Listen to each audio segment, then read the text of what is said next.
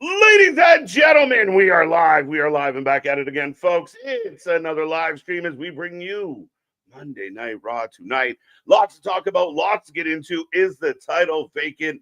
So much more going on in the wrestling world. We might even talk about fish tanks, folks. So strap in, strap on, grab your snacks, grab your feel good, and let's go.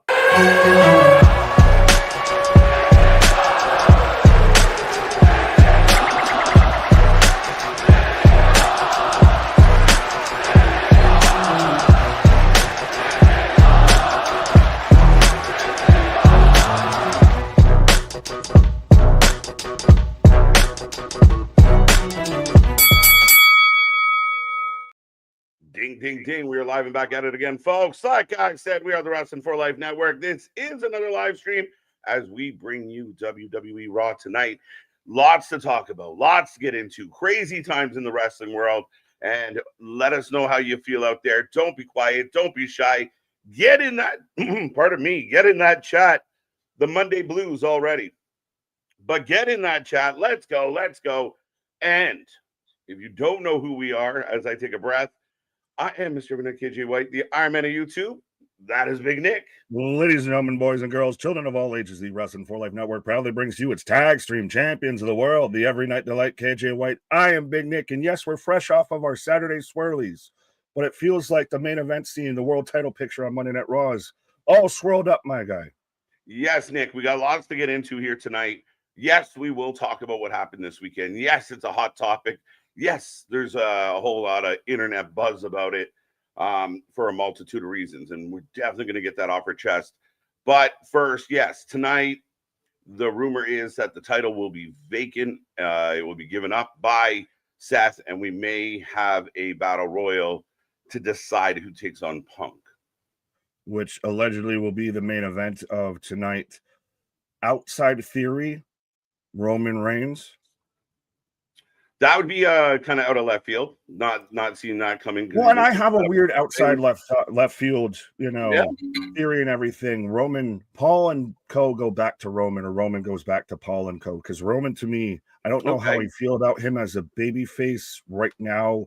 Like, it's almost, is Roman just a guy that's so cool as a heel that he turns babyface, and he can't be a good babyface? No, I think the issue with Roman is he's so in and out, and it's always, here comes Roman. Roman's back, and we've done the graphic a million times. So I think that's what it is he's coming in. He's probably going to win some type of disagreement or some back and forth, and then he's going to go away again. And I think that's what's hurt him more than anything else. Fair enough. So who would you say is your pick to win the Battle Royal? I've seen a lot of people, because there's been the one photo going around. I don't know if it's real or if it's AI at this point. We can talk about that too. If with Braun Breaker with the belt on his shoulder and everything, could he be a guy that now he catapults right to the main event scene? I don't know if it's too much too soon, but I mean, he feels like a guy that is got to be a favorite. He's established himself in such a big way. Why not? I mean, Jey Uso's in the mix. He might be debatable, but there could be other things going on there. I mean, LA Knight, yeah. LA Knight would be a shocker, but there's an issue there with Punk. Mm-hmm. What if Jey and Roman are in the Battle Royal, and that only makes this issue between them even worse? Yeah, they don't want to see him for Thanksgiving or anything at this point. Yeah. But real quick, I will say hello to the chat, and Nick and I jumping right into it because there is a lot to get to. But hope everyone out there is happy, healthy, safe. You're feeling good. You're looking good. And your day went well. We put Monday in the books. And again, we're back at it. We're going to cap it off with a little bit of Raw tonight. We will be the live reaction for all the action. So get in that chat as always. Real quick, I guess, Nick. Bash, the new champion, ran perfect. And I verified it. Like, I went through every pick he made. Bash did not miss one. So shout out to Bash. I know this has been highly contested lately. So shout out to him, new champ. Remember, it's so contested, we'll have to put the side plates on tomorrow night. Right. So there you go. Make sure you're there for every pay-per-view, folks, where the prediction title is on the line. Top three from last night: Spaz, Davey, MDB. Shout out to all three. That's your crown. That's your points in the chat. The more you chat, the more points you get. super chats and super stickers get you a bonus. So make sure you get in there. But yeah, Nick, other than that, tonight we were looking at, they are the new vision, I guess, are going to address everybody and see how this ties into everything else. It will probably be an opening segment, maybe that's again, I mean, it's bookends. you gotta address everything right out of the gate here. What going into this was going to be the biggest talking point out of this. Now, do they still call themselves the Vision?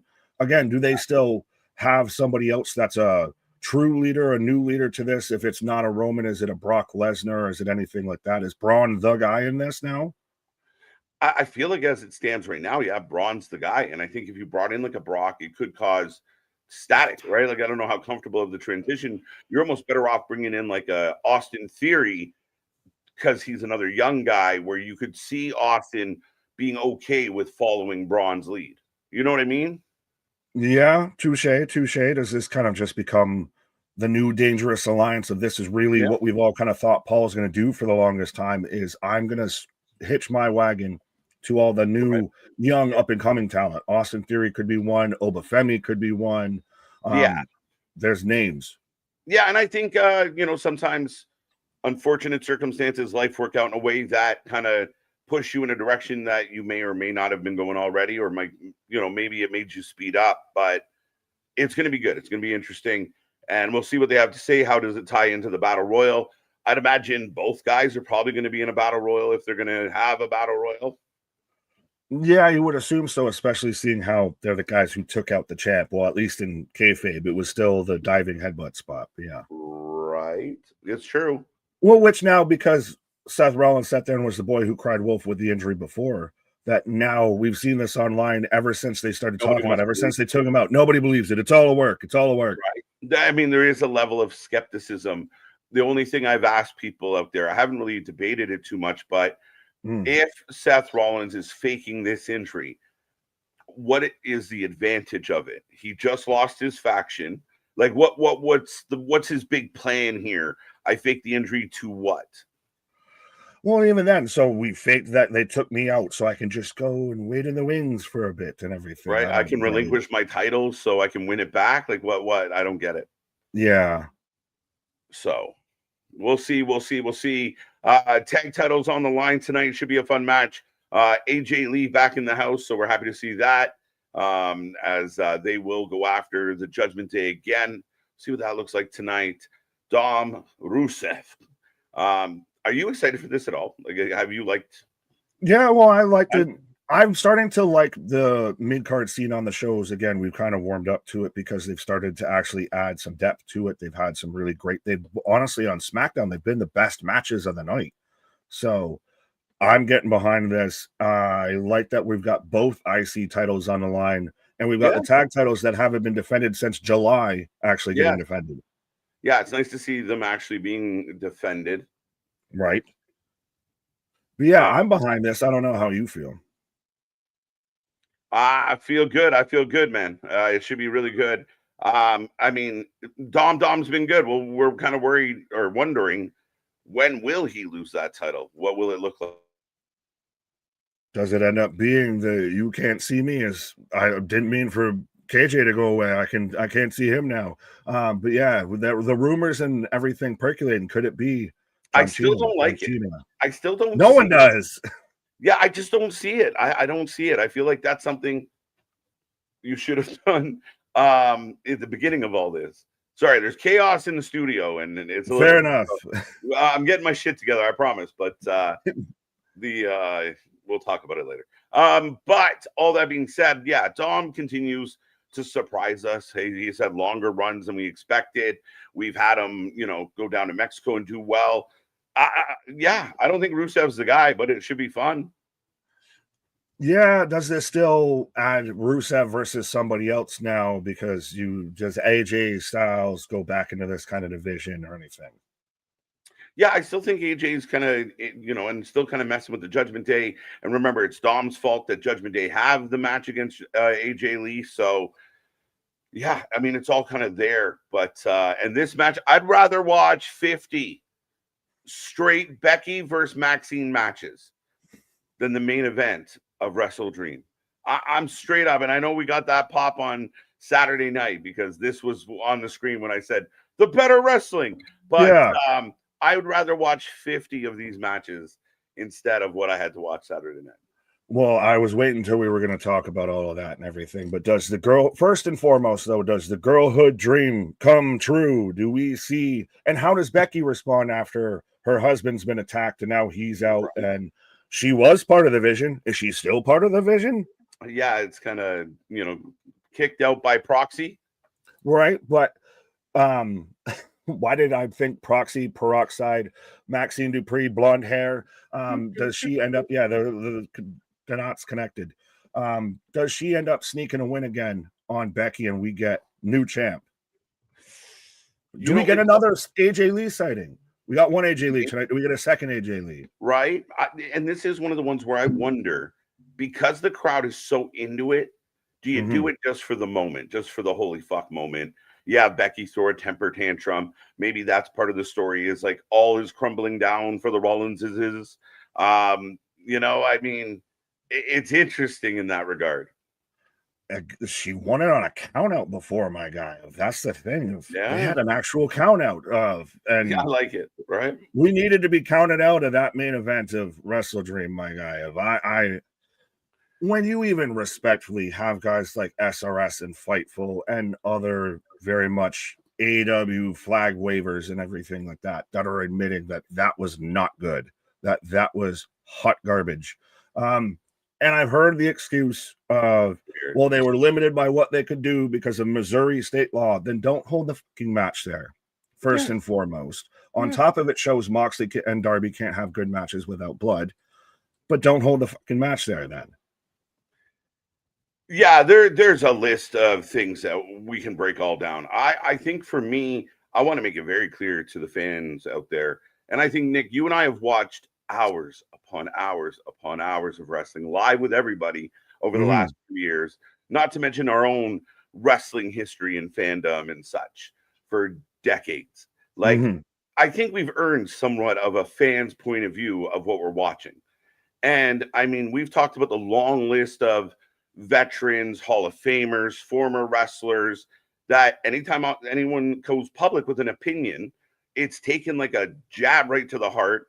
And there's this group of just sad, desperate, weird, trippy people that just go banana sandwich as if someone just punched their mama in the face in front of them, which ironically would be the least likely to get a reaction in actually face-to-face.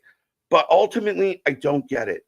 Like, we watched Sarah Stock gave her opinion as a former wrestling coach and a mom. People pulling out of her past. Oh, do you remember when she got arrested? Do you remember this? It is crazy. At what point will this collective understand that they are the problem? You are the common denominator.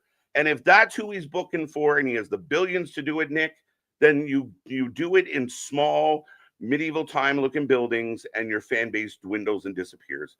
That doesn't even begin to resemble wrestling. And for me, it's not even about the violence.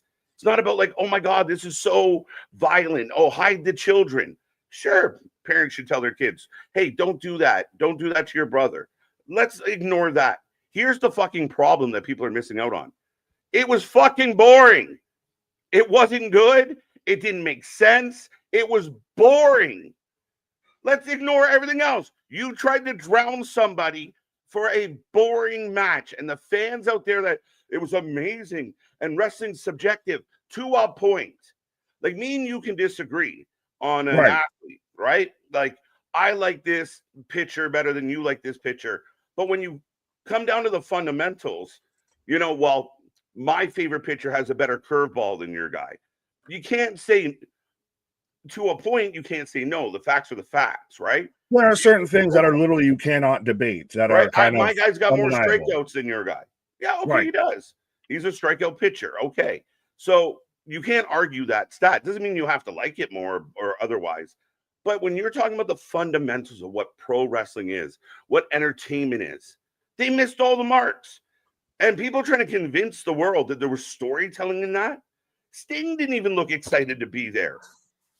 Like, You just Tony, showed up, where's my check? smashed the fish tank, which again was still ridiculous, and you nailed everything that I wanted to say on the damn head before I could even get a chance to What are say we it out. doing? Well, still, I've said before, if you cannot critique something, or if something is completely absolved of being critiqued, you're in a Right. cult. You're in a cult at that point. Yeah. Because literally, it is, again, we can have varying different opinions, but I've never seen people take something so to heart. You've got the Blue Jays playing tonight, Game 7. My Bills are coming off of 2 losses and everything. Right. You could go ahead right now. Boss has been doing it for 2 weeks now, talking trash Yeah. about Josh Allen. And I'm not out here acting like he's, insulting my wife and, wants to Yeah. fornicate my mother or anything like that. I It's don't get why we need to crucify everybody because they have a differing opinion and because they explain why they don't like it. And that's the thing, is they actually come up with reason A, B, C, and D. Everybody else that tries to counter it is just like, well, you don't get it. You're just a tribal. Well, you're just a fed. You're a pedophile. You're this. It's like, shut up. Actually be able to voice your opinion and have a discussion like an adult. And it's madness. regardless of the whole, don't try this at home thing, because that's what we grew up on. Even certain kids just don't realize that the end of the pool is a little too deep and everything because mommy's too busy being a thotty on Instagram and everything. Sometimes that shit happens. But to me, beyond all of that, and I've heard people, it was biblical. He baptized the AW flag in the water and everything. We're going to the biblics and everything. It was just a masterclass. You don't get it, bro. No one fucking gets it. Don't Because it was bad. It was just goddamn bad. Bad. It wasn't it's not like it was a crazy good match, and we can debate, did they go too far with the finish? You and I were expecting chaos. That was so subdued, and everything in the match was built towards that fucking tank spot and Sting. And the Pavlovian dogs out there lapped it up right away. They couldn't help it. But they ignored all the standing around, all the doing nothing, all the lack of sensibility that you're running a sports business. Therefore, yes, it's an I quit match, push extremes. But there's probably like we're not allowed to kill you clause in your fucking contract. Like we're not thinking. And what people are saying out there, if they think Sarah's the only mother out there that thinks my kid's never fucking watching this program, they're wrong. And whether they like that or not, that's just another generation of WWE fans growing up. That's just another collection of kids that might not even watch wrestling. But again, if you think Sarah's the only one out there that has that opinion, and again, like you said, to me, it's not even about that. It's about how bad the fucking match was. That for the 3rd or 4th time in 2025, Moxley has killed a pay-per-view for me. Killed it. Well, and even then, if you can't go to that extreme level, which they had ramped up, we had talked literally anytime. You could not talk about this pay-per-view online, on Twitter, on social media, on any platform, even when we were doing the predictions and everything, doing the pre-show, doing the stream. Couldn't talk about how expecting that this match was going to go to the extremes. And oh my God, they've done this already and they've done that already. And if it's actually true that, well, you couldn't do this and you couldn't play it and you had to clear this, so then why do it there? That pay-per-view did not hinge on that match. That story did not hinge on that happening there. So why do it if you're already going to be that restricted? And then, sorry to interrupt, Nick, but then you're sitting in like a creative meeting going, okay, we can't blade, we can't do this, we can't do that. What can we do? And someone says, let's fucking drown him. But it shows that Moxley and them can't have a good match like that without that. Moxley has not had. When was the last time Moxley had a non-stipulation match on a pay-per-view? And I think he's only had 1 or 2, like Moxley Ishii, no stip. We get that, right? Well, but the only stip was mobility. Yeah. So the problem with Moxley is he continues to have horrible matches. And I'm sorry, if you watched that main event and thought it was a good wrestling match, you got it twisted. I'm sorry, it's not the same. Join the chat and we'll talk about it and everything like that. We'll debate about it. Leave a comment and everything. I'm willing to have the discussion. If you can actually have the discussion about it, I'm willing to have the discussion. Always, any day of the week. That's what we built this channel on. We don't always agree. And again, at the end of the day, we shouldn't have to. But the idea that the IWC out there can't help but, and that collective, and I feel bad for wrestling fans. I'm a wrestling fan, right? But you can't really brag about being a wrestling fan at times because you got this gross, greasy underbelly that it just, I live and breathe it. They cling to it. I don't get it, man. I just don't obsess to that point. And we do this 6-7 days a week. We do this over 300 days a year. And I don't even have that level of, oh, my precious wrestling. Like, what the fuck are Because we you doing? don't have the parasocial relationship. You don't have to get told, don't stalk people at airports, don't barge into hotel rooms and everything. But let's be social instead of parasocial, and we'll say hi to the people out there. All right, let's roll. Let's roll, folks. We got about 6 minutes to start to the show. So we will run through this pretty fast. Nick will look for any of the big bad ones that I skip over that should be clicked on. But Zach, welcome. Osmond's in the chat. How you doing? How you doing? Larry's back with us. Seth Rollins is relinquishing the title. We'll get more into that, folks, for sure. But the rumor is Seth is giving up his belt. Pierce will talk about it tonight.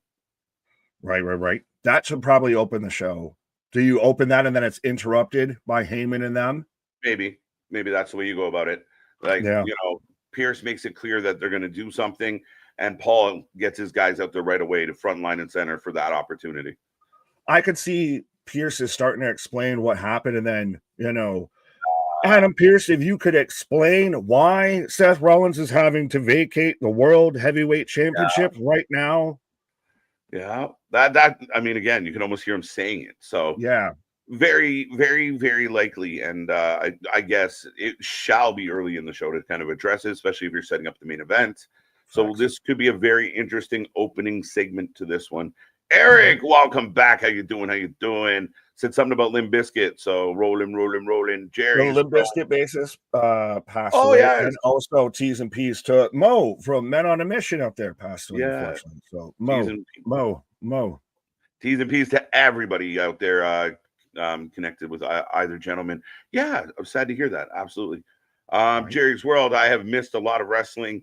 So that's why I'm here. I heard you guys are the source. We try, Jerry. We keep you up to date. We're here every single night almost, and we have a lot of fun doing it. So you came to the right place if you like wrestling and you want to know what's going on. We're the source with the sauce. Source with the sauce. Kevin, how you doing? Damien, welcome back, the leader of the Hopium Tribe. Clay Lewis, I see you. The Monday night knee pads on the patrol. The Monday night Maxine Dupuis knee pads, indeed. Let's go. And that's a hard note for me to hit. I swear to God. Ken, how you doing? Boston's back at it. I guess I'm going to try and watch this. Yeah, you are. Hate watching. What's up? And you'll like it. Josh back with us. Let's go. Christian, how you doing? I just want a statement. I told you that the I Quit match of Wrestle Dream between Jon Moxley and Darby Allin wasn't going to cook. And I was right. You were right, Christian. You were right. It was my biggest fear. So shout out to Christian. Nailed it. I'm worried I jinxed this still from that stream because I remember coming back from one pause and you're like, everything's been great so far. And I'm like, but what if? Yeah. What if happened there? And Tony Khan said, hold my beer and never look back. And listen, guys, like we really, and I know we're going to get sidetracked and we got 3 minutes, but the idea that we show up and do these just like, I can't wait to get on there and bitch a whole lot tonight. Like, you guys are mad.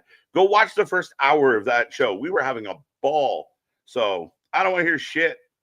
Yeah. And we don't even make any money off this yet. Right. We're working on it. Right. Let's go. Sean, let's go. How you doing? Josh, we got you. There you go. Don't start, gentlemen. Go to your mutual corners and have fun. Jose, welcome back. Let's go. Michael's with us. Let's go. TJ, how you doing? Paul, Z-Man, Roddy, Jason, Cherokee George, Jerry's World's all over it. Let's go. Richard's back with us. John Tay, Paul Scott, Alan. This list gets longer every single night. I love it. OG Dale, let's go. How you doing? Anyone else? Big Dog, what's up, buddy? Mike N is with us. Hey, guys, put title back on Punk and go Blue Jays. I love this comment all the way around. I would love to see Punk with the title, and I'd love to see the Blue Jays keep this party going. Well, and I was going to say, and spoiler alert, depending on how things go, and you can let us know, and I'm sure KJ will, of depending on how long the game goes versus Monday Night Raw, we might be staying here for some live Game 7 coverage, because if the Blue Jays make it to the World Series, I'll keep it a buck.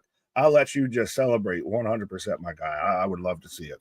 Yeah, and I might need some emotional support in either direction, so I'll just stick around. Do I set things on fire, or do I cry? What's up, Tanisha? Anthony's back with us. 316, hoping to see Liv Morgan. Paul, we got you. And again, we'll come back and click some of these bigger ones. Zach, congratulations to Bash.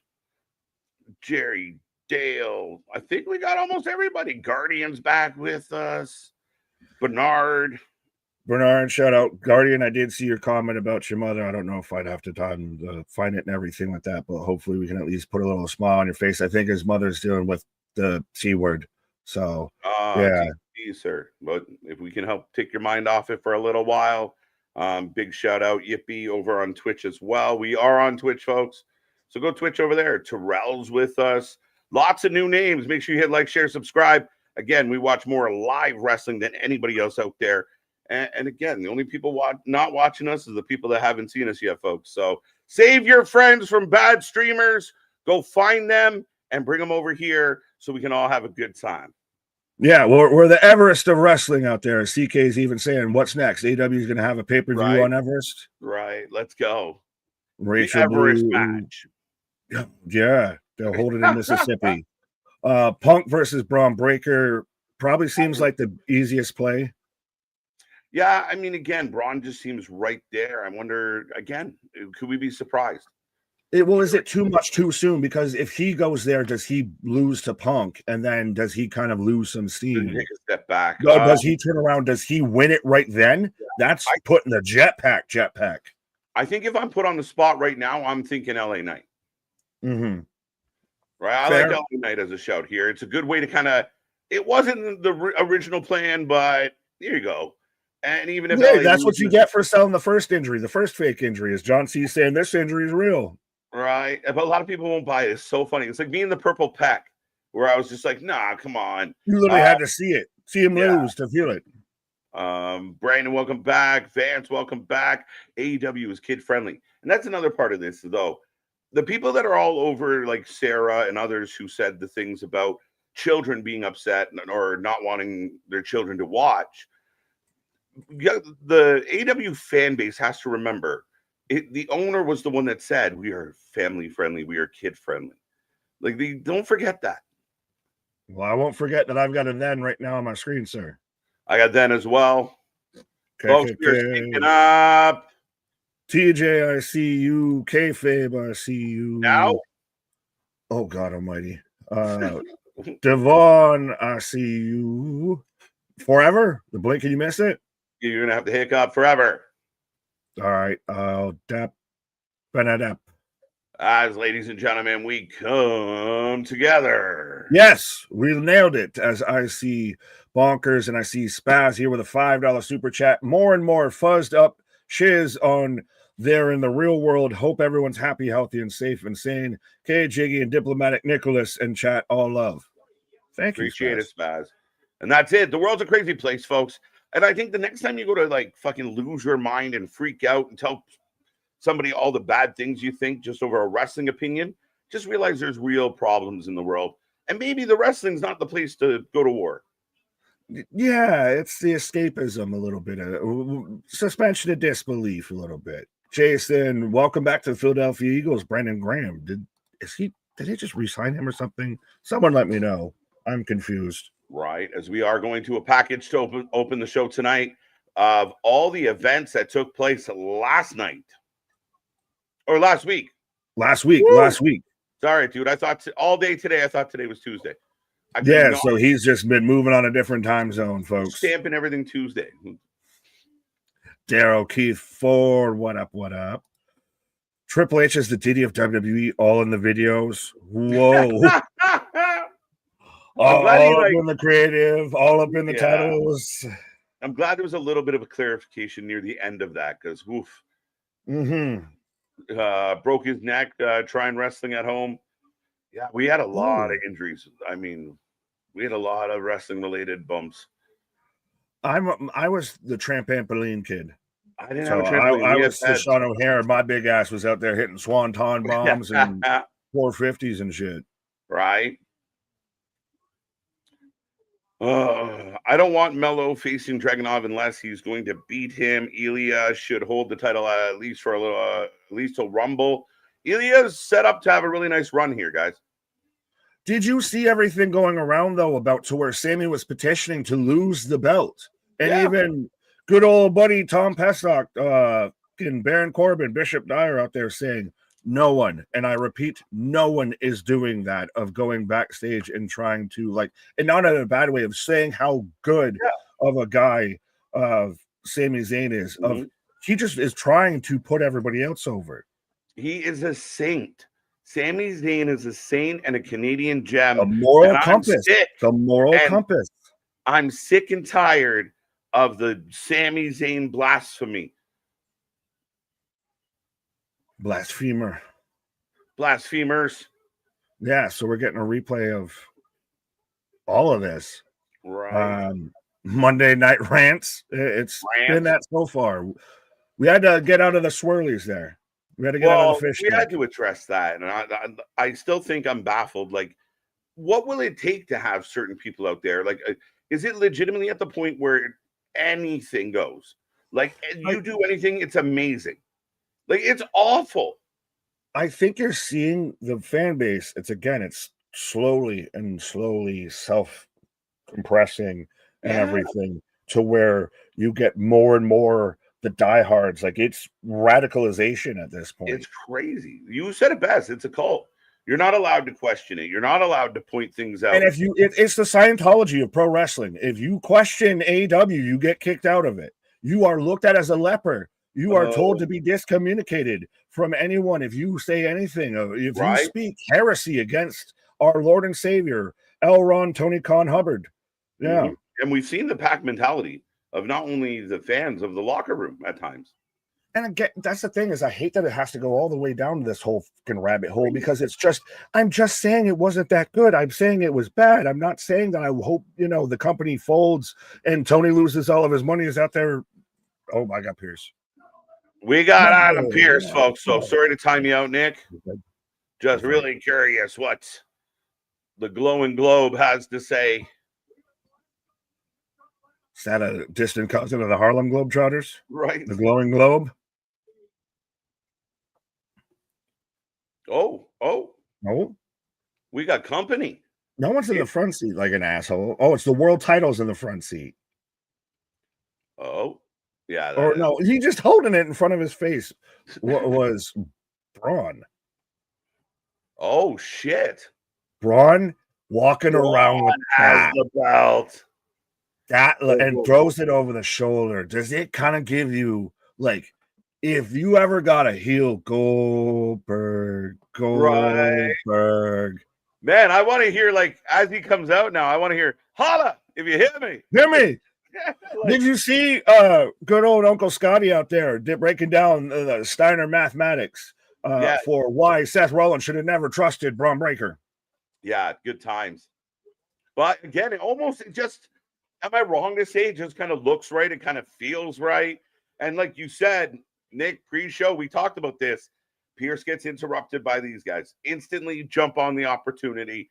If you're going to talk about this, well, then you got to talk about it. It's so obvious and so good it writes itself. Yeah. And especially with a guy like Heyman, that mouthpiece, I said it, he'll come out here and want the explanation. So to have Adam Pierce explain in their sense that he was injured and has to vacate it because he got taken out by Braun Breaker and Bronson Reed. This is my favorite comment of the night. Devin, welcome. That's the thing. At least if I'm going to be a shill, at least let me get paid, apparently, out here. Hey, listen, if I'm going to shill, I'm going to shill for sensible bullshit anyway. That's the start, right? Like, fuck. Yeah. But, Devin. Do something strange for a little piece of change. At least in this moment, I'm thinking Devin's a little tongue-in-cheek here, but yeah. Oh, yeah. Shout out, Devin. How you doing, buddy? does he just kind of, and again, somebody did it, and I don't know if it's real or somebody made it look that way. And I saw it going around the internet the past couple of days of Braun with that belt, but it looked like the old like Polaroid cameras, the old Kodiak. You had to actually get the film developed and everything. And it's got that vibe. It's got that kind of thing of like, it's almost like that Pat Mahomes or something to where like, he's the douchebag and he's too young to be earned that, but goddamn it, did he earn it a little bit? Right. Seth Rollins is the Joe Burrow of professional wrestling. Oof. Is Seth injury prone? He has a history. Mm-hmm.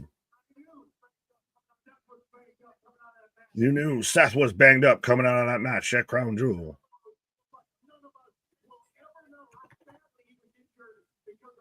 Because of what you two did.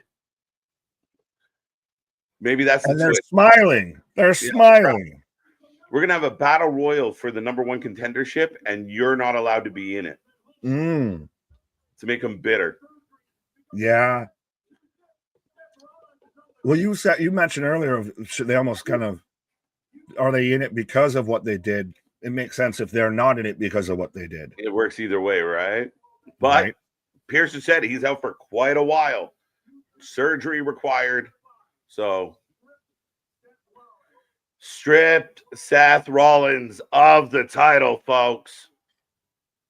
Boo. Is that, I like that they did it that way instead of he vacated it.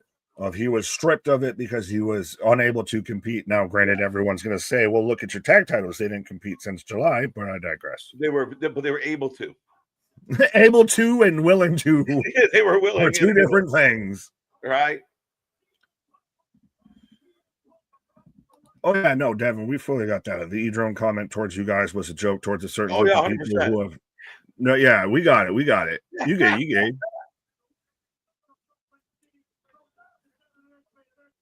Right, that text is tricky sometimes, folks. Well, even that, the little emoji at the end kind of gave it away. Yeah. Right. Yeah. Context is king, folks. It's like our buddy Jose always thinks we get his inflections through the computer. What's up, Jose? Yeah. How you doing? Oh. Tonight in Sacramento. Main event tonight, folks. Battle Royal. The crowd had lost their fucking mind. That's hilarious. Well, it makes sense. I mean, think about it. It's got a bigger pop than a fish tank. Well, that's not hard unless you're watching Tanked, if that show's still on the air. Anyone remember that show? Right. But no, it would make sense if I bought a ticket to Monday Night Raw and everything, and hey, I'm about to watch probably all the main event guys in a battle royal competing to see who's going to be the other #1 contender. Yeah. I'm all the way here for it. 100%. And I mean, again, you can't even criticize the creative right now because this wasn't their choice. Seth got hurt. It happens. This is how we're going to be interesting to see how big of a pivot this is.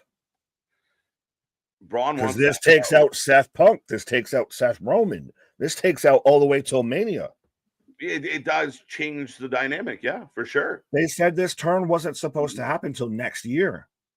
Yeah, and again, I take that with a little bit of grain of salt, but yeah, I mean, you would expect the Vision was going to run for a hot minute. Yeah. Oh, Paul whispering to Braun. Bronson just hanging out with Pierce. Yeah, but I like that Heyman's out here consulting and being, the voice of reason to Breaker and everything. Of he's the young guy, he's the young stud, so Paul's the wise man again a bit. Right. As he's saying, show me some respect. So this is kind of your, it's Braun Breaker stepping into, we saw him already kind of have a coming of age moment, and we've seen him grow up, but now it's a big step forward, and now he's looking at the GM being rude, running his mouth. Respectfully, I'm going to need you to. I need a belt. You're gonna have to take it from me. He's gonna. Because is this gonna be a coronation? Right. It could be, man. It really could. But Punk's a problem. Yeah, Breaker gets real close. I swear to God, it looked like he was about to say, "Take it from me," and then you just hear CM Punk, CM Punk, and it stops him in his tracks. Yeah. Say please. Say please. See, yeah. Oh. It's kind of like when Triple H took over DX and he kind of had to be like start acting like a different guy, right? Like coming out with the leather jackets and all pumped up, and he just had a different attitude about him. And that's kind of what we're watching Braun. Braun's, being petty and demanding. He doesn't feel like a rookie. He feels like a guy that wants the spotlight now and he's willing to take it. Well, if there's a guy who knows how to write that, I think there's a guy backstage right now sitting in Gorilla that knows how to write that, and is not Chat GPT. Right. Facts. Cash, what up? Hey. I was gonna say it's been a minute, but it's been a day. Been a couple days. How you doing? Richard. Been one whole day. One whole day. Eric Bischoff did handle the World Heavyweight Championship belt to Triple H in 2002 without doing anything. Yes. Fair. So Heyman hands it over and says, like, we don't want any problems. Yeah, Braun gives it to Heyman. Heyman gives it to Pierce, and now Pierce trying to walk away. But, I mean, there's a level of anxiety when you have Braun Breaker in the ring. You just, at any minute, something's going to happen. Well, is that also why Heyman kind of is the way he is? Is he kind of moving like he did a little bit with Solo? Because even to where he's telling Pierce, he's literally doing of just take it and go. Like, we don't want any problems. Don't start no shit. Won't be no shit. Because even when Braun snapped and then Bronson did, he kind of had that moment of, well, I guess unless I want to get tsunami'd, I might as well go along to get along. Right? Yeah. I mean, again, he's this live wire, but Paul doing Paul things now. As Pierce is left with the belt, there will be a battle royal to see who faces Punk to become the new world champion. And Paul just selling us on his guys right now and why they did what they did. Right. The Dave Meltzer story is complete BS. I don't believe it one bit. Now, if it was towards AEW, I would believe him.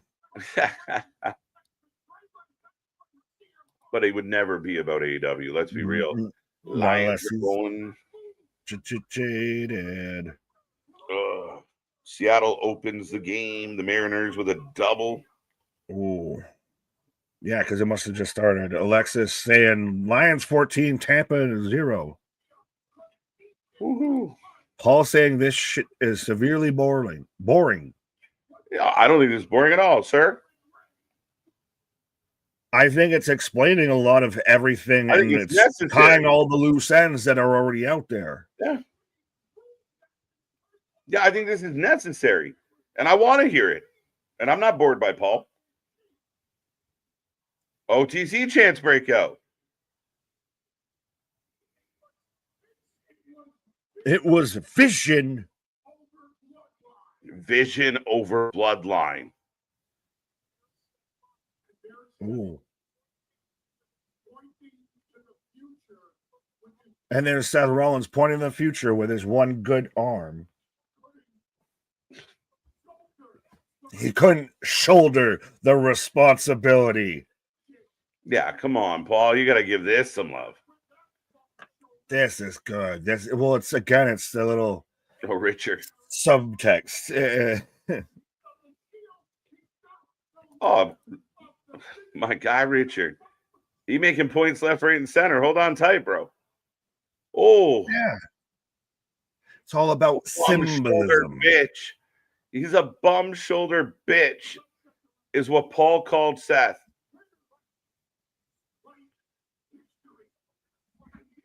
And you even have Braun start selling and grabbing the shoulder and everything of I'm talking shit.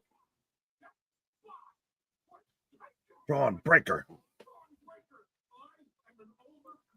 I'm an older, kinder Tendler.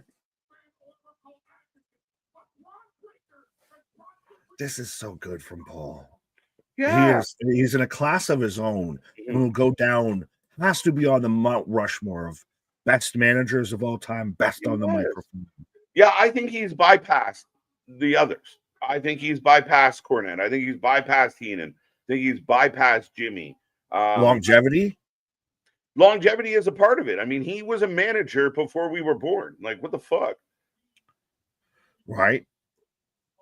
Cal 444 out here saying Bronson Reed is eventually going to turn babyface. Nightfell. Well, shout out. Well, are you saying he's going to turn babyface tonight, or saying goodnight to us and he's going to turn babyface at some point? Right. I could see both. But yeah. Yeah, eventually. I mean, there's always that split. Braun, again, is more naturally a heel, perhaps, but I mean, we'll see. I know Triple H really likes Bronson. Likes them both. Well, again, this is your young crop that you can turn around and make into the next generation of stars. You've got Bronson Reed taking out Roman Reigns. You have Braun Breaker taking out Seth Rollins. Yeah, 100%. But yeah, we got Wade and Joe setting us up. We'll see what comes up next, folks. But we are off and running and rolling again. Be a friend, tell a friend, like, share, subscribe. Remember, we are back tomorrow for NXT, the actual Tuesday, now that I got it right. Saturday, Halloween Havoc. We're here live, 6:30 p.m. Another fun Saturday stream, and the prediction title will be on the line. But tonight, Maxine Dupuis. I need you to hit that note again, because then you can just start doing all the Chelsea Green entrances and everything. Stephanie Vacker taking on Roxanne Perez. Now, well, and shout out Cash of Jerry. I manage the Powerflex gym in Albuquerque. Well, if I'm ever in Albuquerque, Cash, can I get a membership for a day? Let's go. Noob, what up? And Bernard, I'm not sure what you're on about, but I'd like to know if it was one of you. Accept responsibility. I don't know what we're expecting responsibility for. But I've heard. What was the question? Yeah. What is his pickle? Dill? Is it a half sour? Right. Is it a bread and butter? But Right. I've heard the outlying rumor that instead of a one-on-one match, we're going to get a tag team match player. And we're going to get Nikki Bella and Stephanie Vacker versus Raquel Rodriguez and Roxanne. Oh. Again, why? Albuquerque. Well, no, they're not in Albuquerque. I'd rather think of Albuquerque. Yeah. You want the fish tank. Right? Tank over skank. Let's go. I'm kidding. Tank on tank. Tank on tank action. As we go back to AJ and Dom, who Dom set up his friends to have to defend their title tonight. Yeah. So I'm not going to be happy. AJ. Dill or no dill, says Big Dog. Oh, so they're now all side-eyeing Dom. Yeah, because Dom fucked him. Whoa now. Am I wearing lipstick? I was going to quote another movie that I can't quote. That wouldn't be. Nick already offered to hook you up with a tattoo, my guy. If you ever find yourself in Albuquerque, my dude, I would hook you up with a free membership. Appreciation, my guy. Are we officially #sponsored by Cash's Gym, I guess? Let's go. Well, I wanted to hook up on the egg. Let's go. I'll drive to Albuquerque for some good egg. Yeah, Mr. White. That's where we need to go for when we reach 10K. We'll get our tattoos out there. Albuquerque. Mr. Right? White, we got to cook. I'm running out of places to put them, but let's go. Whoa now. Go all jackass and just put it on a cheek. I get your face on my cheek. I'll fucking smooch your pooch to do that. Steve-O. But yeah, so Roxy trying to, show some compassion towards good old Dom. But yeah, the Judgment Day and a little bit of Des Ore. I don't know how it's going to play out, but this has been a slow ass burn as the tag match comes up next, Nick. Well, and I think it's been a slow burn because of this has gotten in the way. That's happened. That's gone away. So they've had to kind of constantly be moving, chess pieces and everything. I think at this point we're trying to play chess with a Lego piece, a Funko Pop, and, 2 googly eyes counting as pawns here. Right? In a Lego piece. Exactly. We're out here. We're trying to make the best of the board that we can right now, I feel. As we've got AJ Lee in one way or another, and you can see the goddamn cord going into Dragon Lee's hand to pump up his wings like a super soaker pack. It doesn't. It's You not couldn't have done nothing better than that. It's not a good look, bro. We can see your strings. Man's out here with a Halloween costume, fucking 10 days too early. Yes, up next, folks. Brought to you by Battlefield 6, hashtag not sponsored. We're getting the world tag titles on the line for the first time since July as Judgment Day of Finn Balor and JD McFunko Pop take on AJ Styles and Dragon Lee.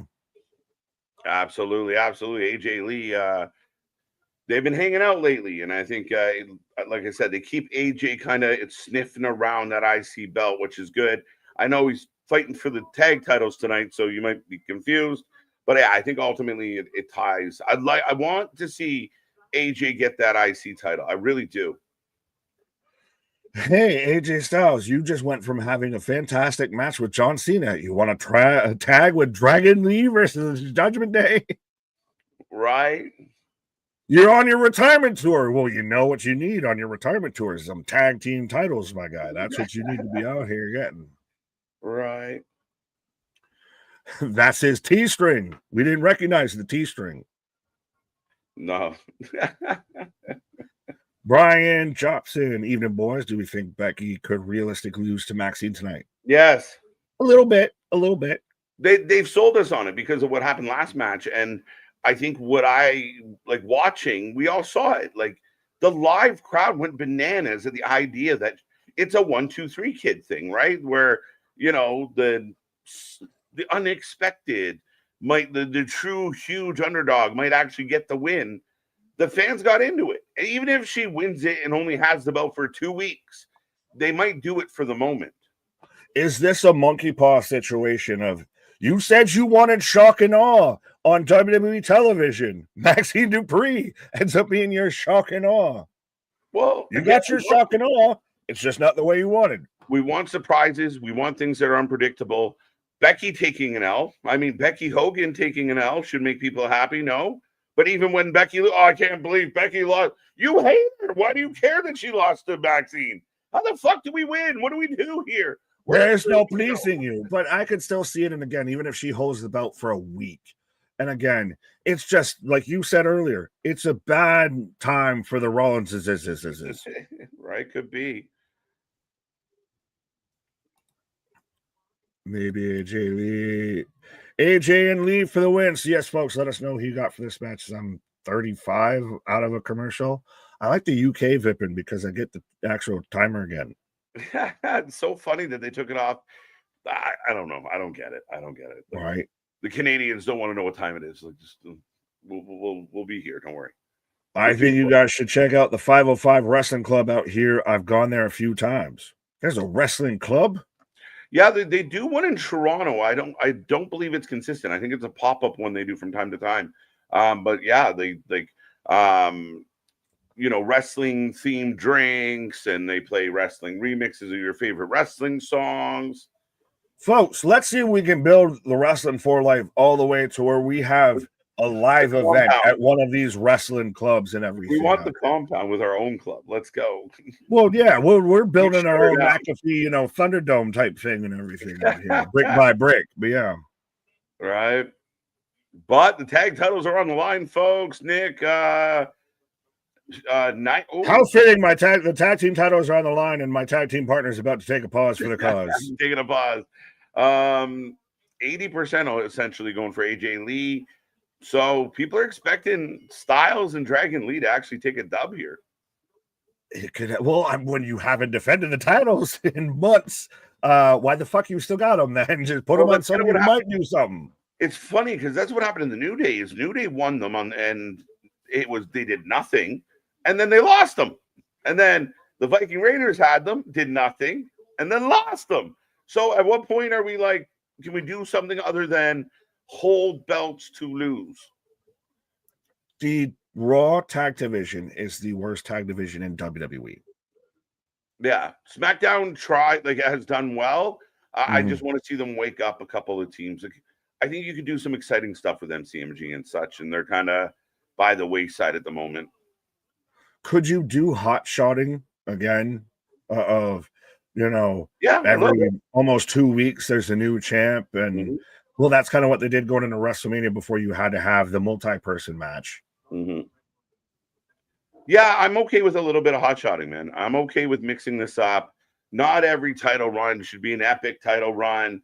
I want the holy fuck. I did not see that coming. Even if it is, well, I can't believe that person won. That's an okay reaction.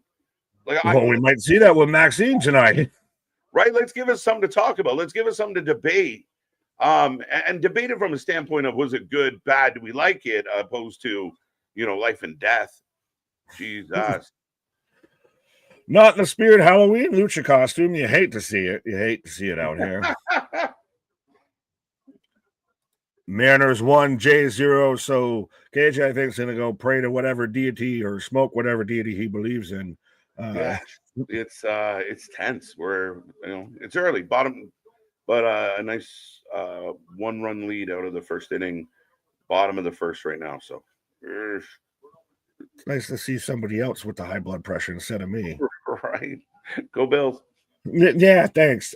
You fucking curse me as KJ's taking a pause for the cause as Dragon Lee up and over into Finn Balor. Timmy, Ray, and Dragon Lee go to the tag team championship match at Survivor Series. Okay. Wires crossed, maybe. Well, Ray's still got to come back at some point. Allegedly, he's at the Performance Center, what have yous. Could be close, but we'll see. Finn with a 2 count. Put some respect on Maxine's name. All three of y'all out there. All three of y'all. I'll go all Birdman. I'm going to be at Monday Night Raw November 3rd at the Rio Rancho Event Center. Why does that sound fully in something that would be in fucking New Mexico? Out in the West Texas town of El Paso.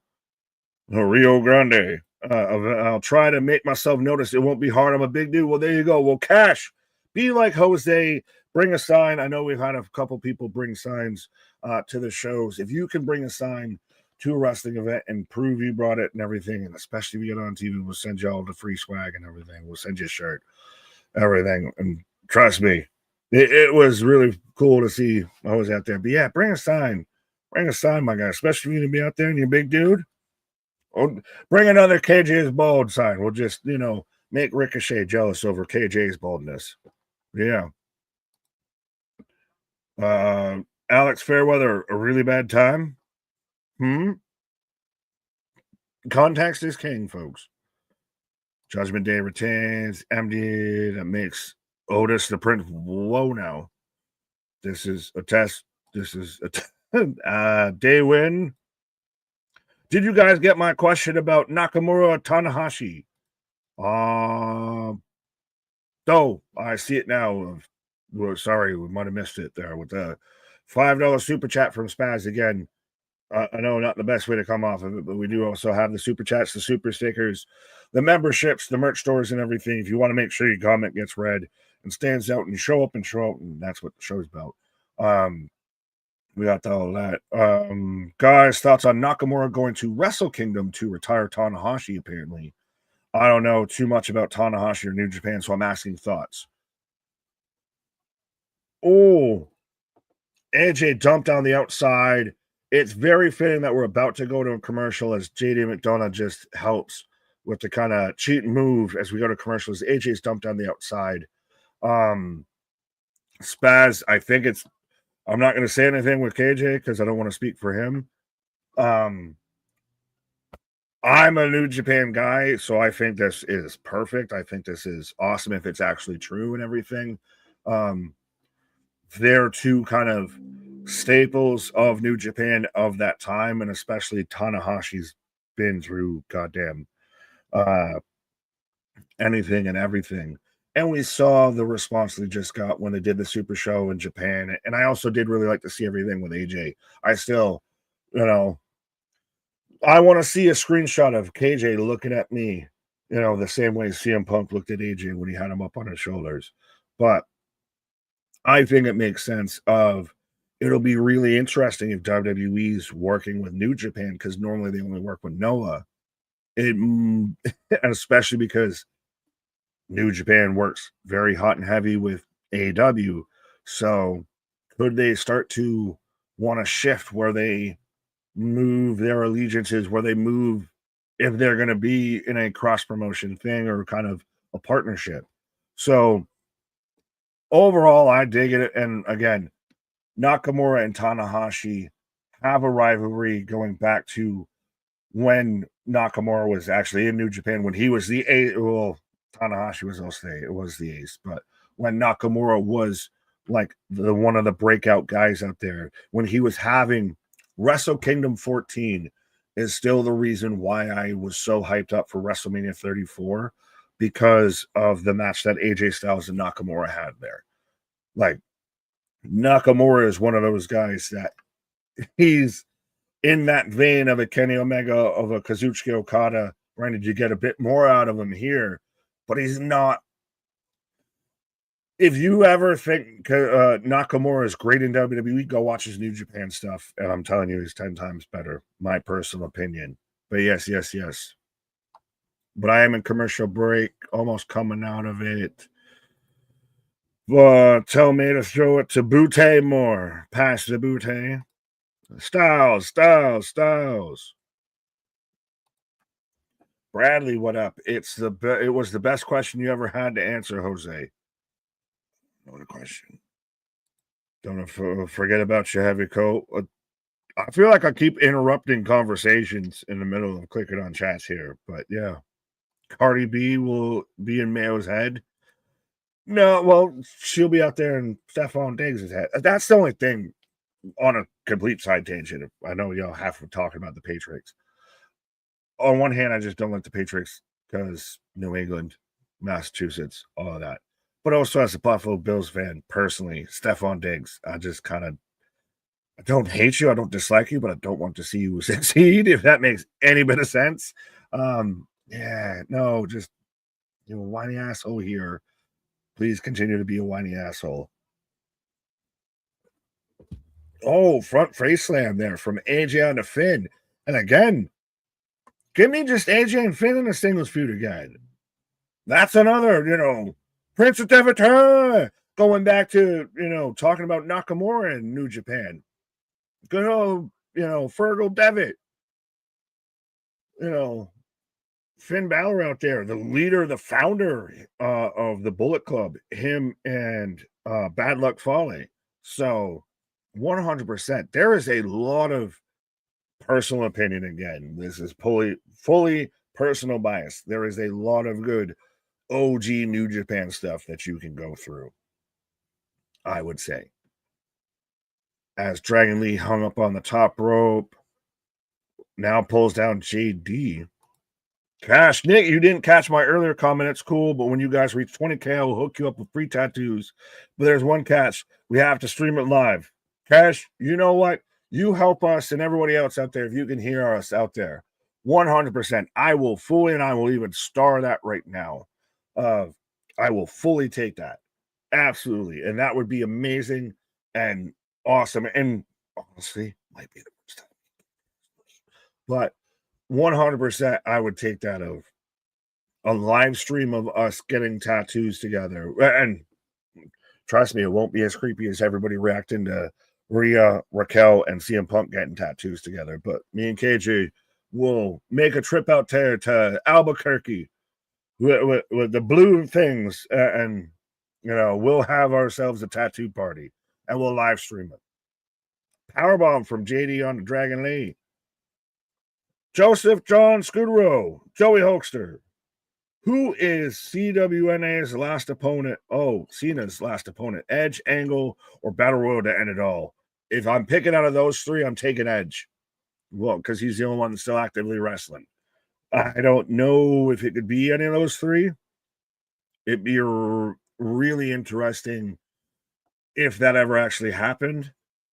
I know Edge was recently asked about that. I haven't fully watched the clip yet. But I know there's been the whole theory going around of that's why they did the Andrade thing. Let's just fuck it over and we can make this all go away. You just trade us Copeland for a night and we got it. AJ Ushigoroshi.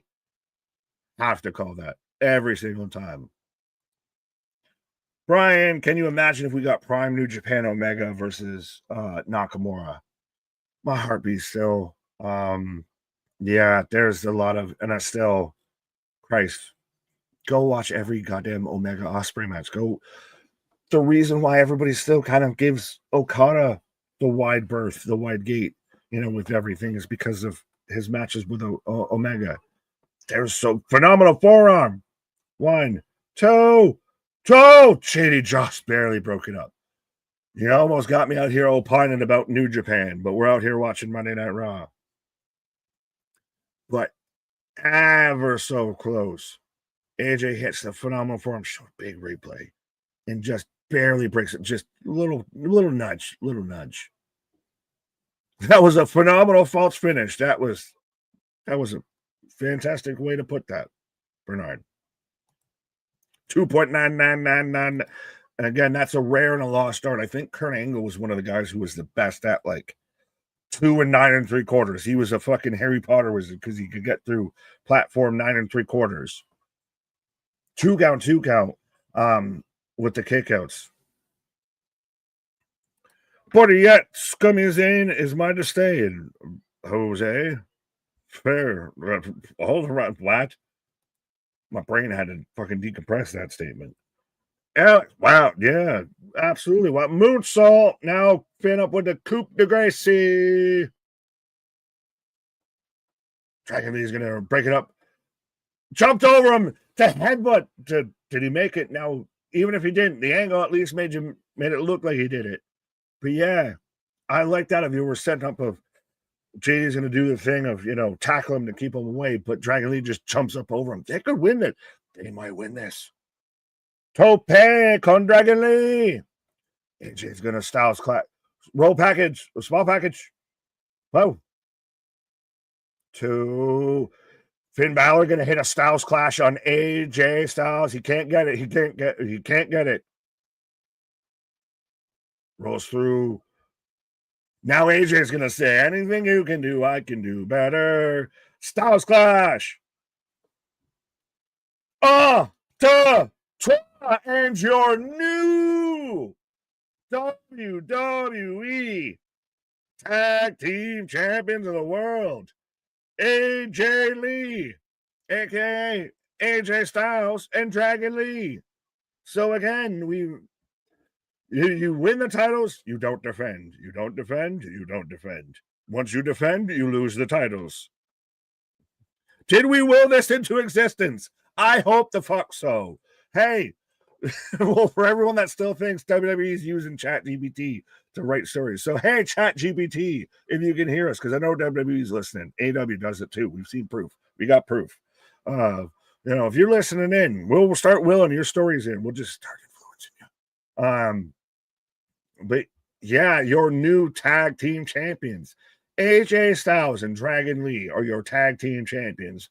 And Andrade couldn't keep his shit together long enough to be tag team champions with Rey Fenix. But that was a hell of the finish to that was really good, and really the close breakups, and where you can see to where it looks like this would be the finish, and they turn around and just spin it just enough. Again, I really liked the JD looks like he's going to cut off Dragon Lee, so Dragon Lee jumps over him to break it up. And they shot it perfectly with the camera too. Even if you missed it, it looked like it breaked up. That was a 2 and 9 3/4 breakup by JD on Finn, though, too, after the Styles clash. But you new tag champs. As I go back to commentary. Yep. Round of applause, folks. Everyone give yourselves a pat on the back. We made it happen, folks. They're out here listening. All the Alexas and everything, all the Google Homes are out there listening. Michael's agreeing with Cash. What a Cash? Do we get a cachet? JD McDonough is probably the most talented yet underrated wrestler in all of wrestling. He's up there. He definitely would be in that contention. I could see him in that category. As I got the Usos arguing back from last Monday. But yes, we got new tag team champions. How we feeling out here? Do you like that they made the switch?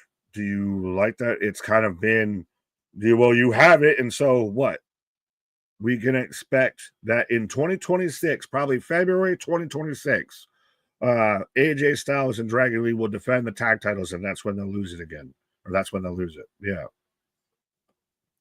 Balor is turning on Dom tonight, calling it now. Fair enough. You know what, Bernard? I'll give you a star just to see if that happens, because I do feel like we kind of got to get to a finish out here. Now, granted, is the finish to where Finn takes the IC belt off of Dom, or is it that it costs him? As I got Jimmy and Jay backstage again. Great match. Yeah, really good match. Liv Morgan is going to end Judgment Day. I think she comes back as a babyface, and yeah, she goes and tries to play disruptor. JD's just got his spot with Fenix. A little bit in a different way. Hey, what do you say? I don't know what I'm doing with my hand, but a little bit. Oh, so they're both talking about being in a battle royal out here. Do we really need fireworks every time there's a title change? We got fireworks to kick off the pre-show match that was continuing on a pay-per-view. So, all the pyro. Got to use that budget. AJ Lee and new tag champs. Someone update our Wikipedia page. Michael, Boston, I got you. Bernard, KJ, and Nick, the AI rumor has been debunked. Another mounts. Yes, 100%. And I know we both got to put that out on our Instagram pages of they are using it for, I don't know the full correct terminology, but they're using it basically for, historical things and like wordage. They're like very minimally using it, allegedly. And it's not going towards actual creative stories or anything like that. It's more of like a writing tool of like, did I spell this shit right? Like, how can I punch up how I said this? Maybe it's going to fix promos or anything. That would be that type of thing. And that's, again, that is not just rumors. That is not just, this or that. Well, it is a kind of bit. So Rusev's in it. Waller, Dom, Finn, JD, Otis, Penta, Jay, Jimmy, Braun's in there. The Bronsons are in there LA Knight. I was trying to catch everybody in the battle royal at the end of the night. But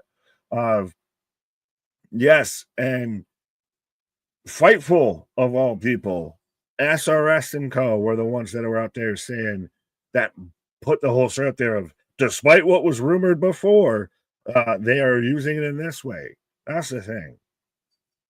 As I got Dom coming out right now to take on Rusev for the IC belt. So, folks, let me know who you got for this. As I see Tavion, what up? AJ versus Finn, WrestleMania 42. Love to see it. The AJ to my Finn.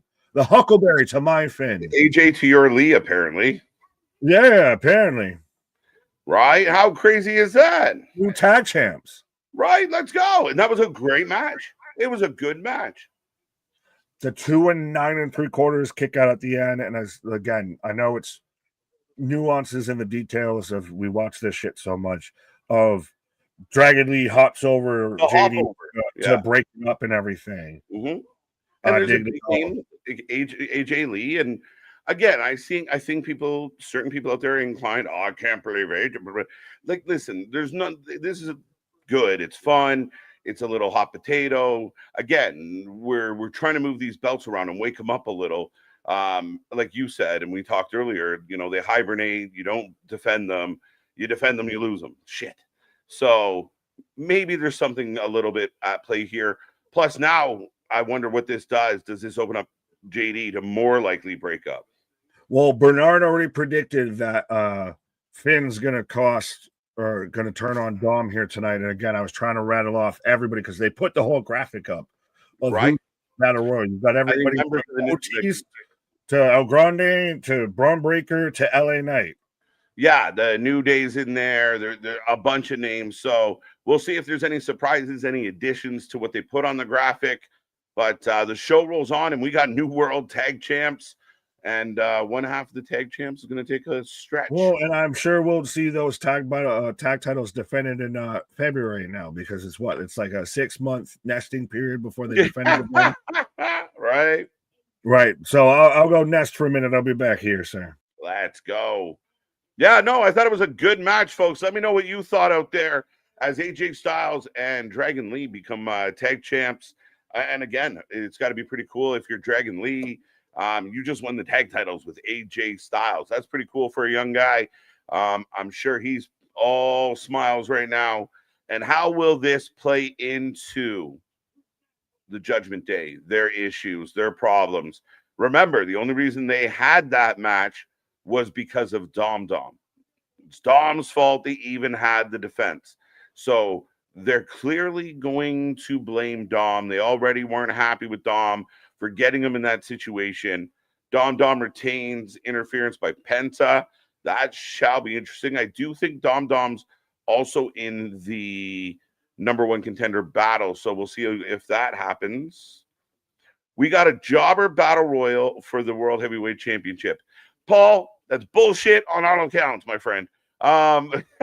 We are not having a jobber battle royal. There are some jobbers in it, but every battle royal, you need some jobbers in it. And it's for the number one contender. It's actually to fight the number one contender. So, I mean, let's take it for what it is. And again, if you have 20 top guys kicking around, let me know. Let me know. I'm afraid Knight is going to win the battle royal. His whiny ass has turned me against him. I also am picking LA Knight to win the battle royal. And I wonder if he digs deeper, Bernard. We never used to set off fireworks every title change, especially on weekly shows. It's completely unnecessary. That's just being mad at the party, bro. I mean, to me, why not? You get a new champion, a little bit of firework, a little bit of make it feel special, make it feel big.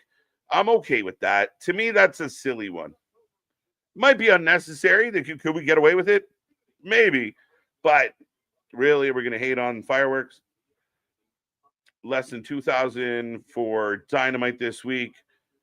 It's okay. I mean, a lot of people are having this talk. A lot of people are having this debate. I mean, a lot of people in TNA feeling pretty good about how Bound for Glory did compared to Wrestle Dream. So lots of interesting conversations going on out there about the numbers. And I mean, they are what they are. And when they were in the favor of one company, they love to brag about it. Now they're not, and they don't want to talk about it. So I don't know what to tell you. All right, folks, next match. Who wins? This shall be very interesting as Rusev going to take on Dirty Dom. Second of 3 title matches. But there you go. Get your votes in. I forgot nobody, but oh well. Answered that nonsense. The last super chat was for you. Let me get that one. Then if we get Javon versus Leon 2 for the X Division title at Halloween Havoc 2025, it'll be the modern day Eddie versus Ray for the CW title. That's a great way to put it. Even if they came out kind of, oh, we're off and running. Miro, Rusev eating the steps. Dom being Dom. That would be amazing, right? Even if they kind of pay homage with their ring gear, that'd be cool. Still, to this day, one of my favorite matches ever. So run that back. I'm all for it. But thank you again, as always, for that $5 super chat. Spaz, we appreciate you, and we appreciate the thought. If Dom wins here, hoping Finn wins the Battle Royal as a shocking winner, imagine Finn versus Punk feud. I'd be in. If you could sell it properly, Brian. I like both guys. I like Finn a lot. I like Finn being kind of the leader of a group, a little more of a leader than he is right now with Judgment Day for sure. I'd like to see him come to that forefront when he's got that chip on his shoulder, when he feels like the prince. That's the good Finn. That's the money Finn, I think.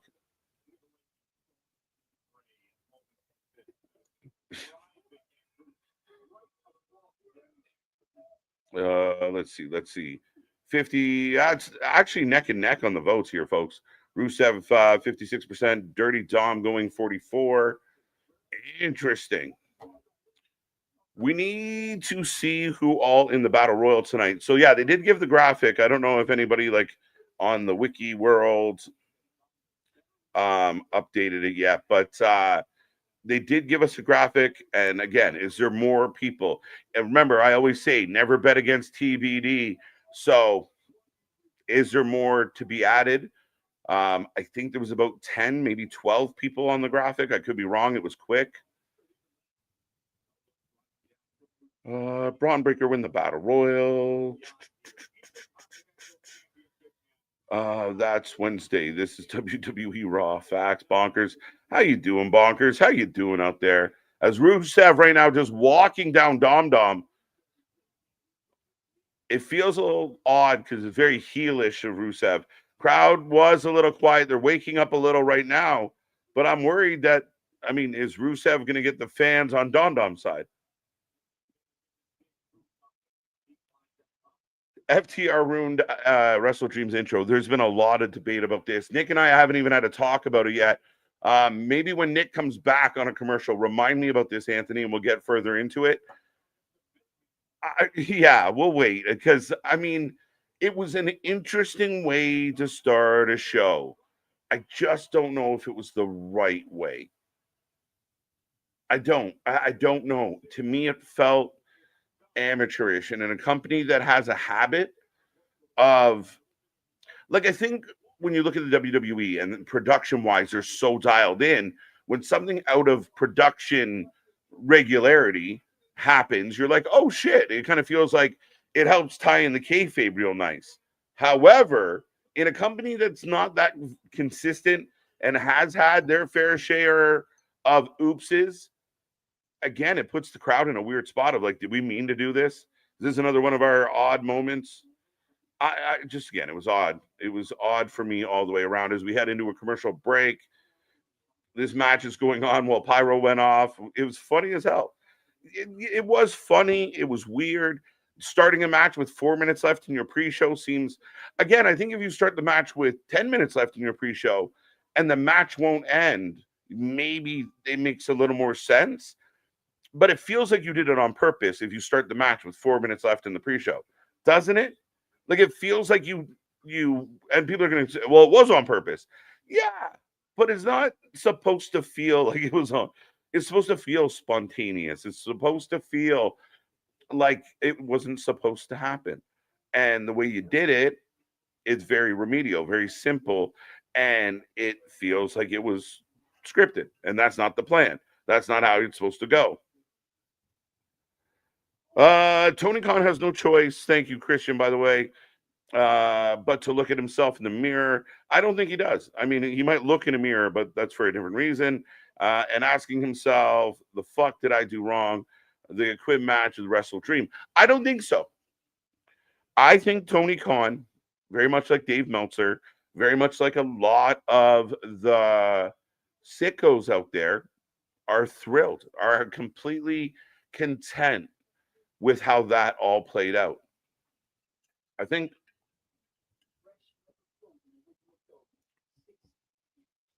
so. I'm getting a pizza commercial. Papa John's, I guess. Roddy, how's it going? How's it going? Get Dom in the Steiner recliner. KJ, I used to be such a huge fan of FTR. Not only because of the name Cash, but I'm not anymore.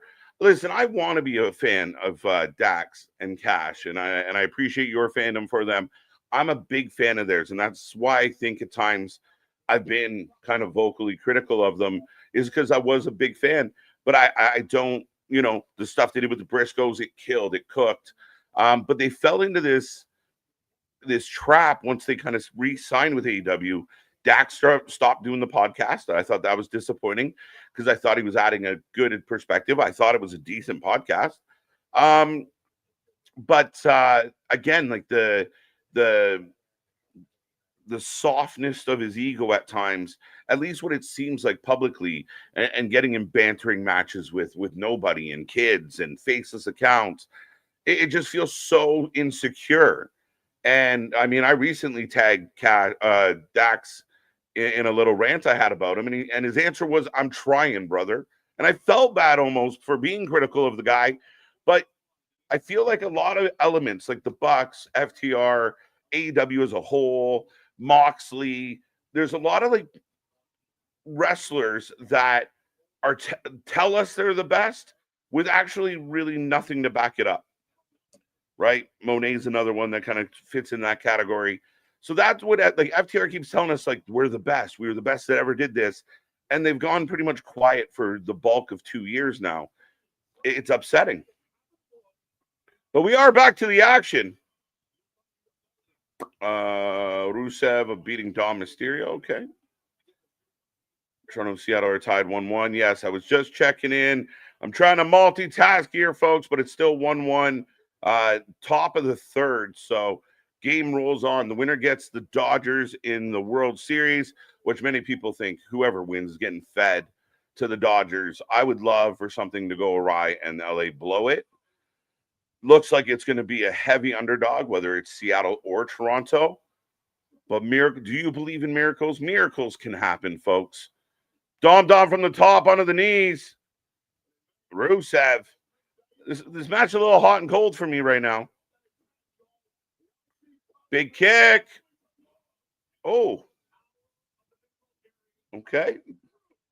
Again, they're booing Rusev. Like, they're building Rusev through Dom.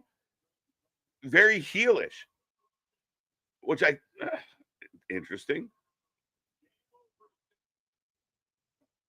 Yeah, right? Like, maybe. He answered twice. And I mean, at least he answered. I thought he was going to answer with, like, hey, go fuck yourself, buddy. Like, you try and do what I did. But he didn't. So I give him credit. But then I was kind of surprised that he was just kind of like, fucking, I asked straight out, like, is it the Booker? Here's Penta. Someone did predict Penta might show up. But Rusev throws Dom into Penta. But that's it, man. I mean, I do appreciate that he answered, without hate.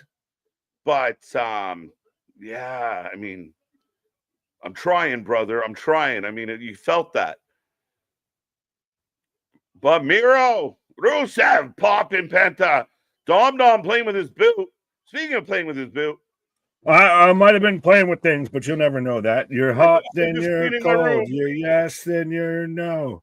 You said you were hot and cold with this match. How's it been? Yeah, for sure. Welcome back, sir. As Miro Rusev cuts him off. I still say he should have played Zangief in the fucking Street Fighter movie. You're not wrong. Oh, he's catching the hammer in the boot. What is this? What are you trying to do to me? I don't know why I made him German, but he turned out German. Oh, our buddy Oregano turns his back, and Miro 619. And the crowd goes crazy, dude. Frog splash. Like, they were booing Miro. What? Dom's over. Dom's in that situation of he's a heel, but he's a cool heel. You want to cheer Dom. You like Dom. Yeah, he's really falling into the Eddie vibe, right? Like, he's lying, he's cheating, he's stealing, and the fans are enjoying it. He's supposed to be a scumbag, a dirtbag, but I'm telling you right now, his line to see for meet and greets is probably longer than any other wrestler out there outside of the main event. Right? You got a point. So, Dom tries to leave. Penta cuts him off. But then we have a little mix-up between Rusev and Penta. So that looks like that. This is now your mid-card scene is Penta, Rusev, Dom, maybe a Finn. Yeah. That's your mid-card AJ. JD will give you a good match himself. Yeah. We like McDonough in matches. I'm a sucker for a McNugget. Right? Who isn't? Dom is so over. Oh, 100%. Triple threat, Saturday main event. Dom, Rusev, Penta. Is that how you get the IC title off of Dom without making the AAA champion look bad? Maybe.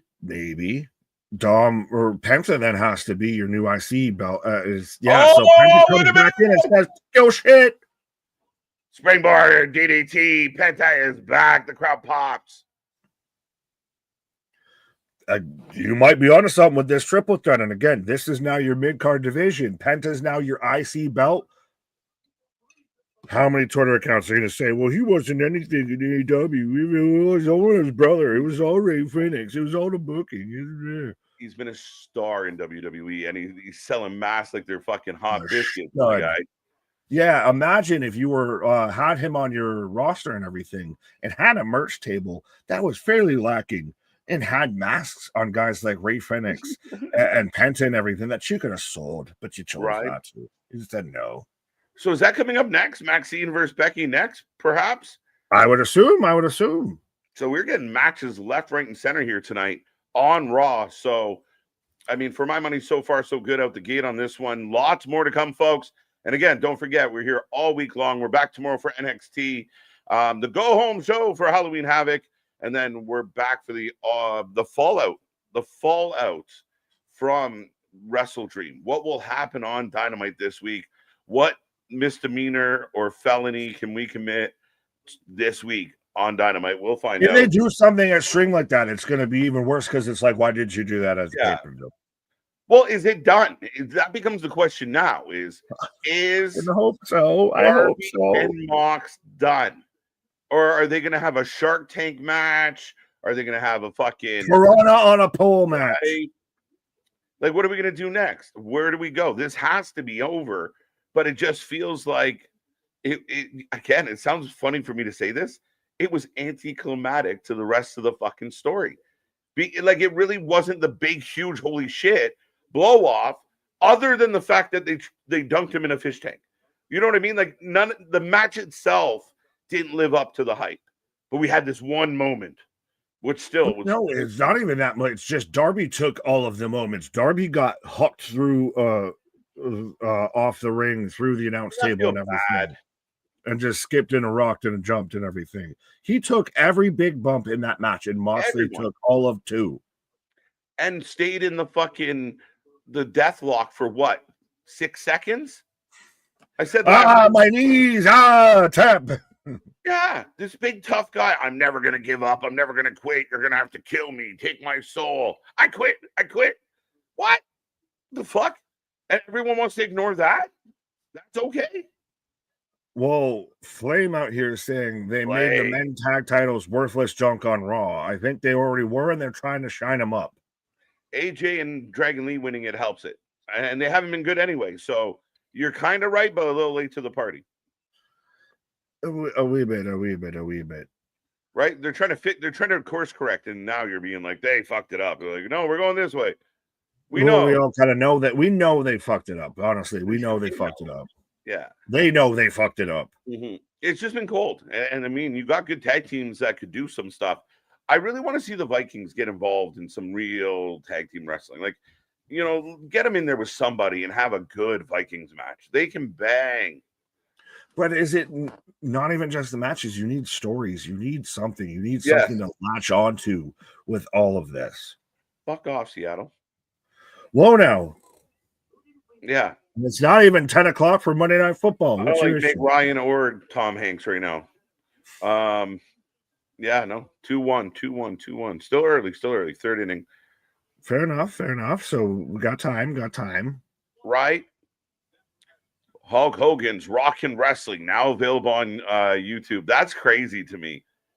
Like, that is my childhood. And I know all I'm looking at is the fucking cartoon, folks. That's all I'm saying. Well, and it's like all of a year or so before my time. Like, I feel like that, like, I just missed out on that being a thing to where, like, I have a deep connection to. Right? One of the Vikings are hurt. Yes, an injury has been an issue for the Vikings. And in all fairness, as Max Griffin. Nate Diaz. Hey, Nate Diaz. Look, family friendly, folks. Hey, Nate Diaz is more family friendly than any of the shit we saw on Saturday or what we've seen with Darby and Mox.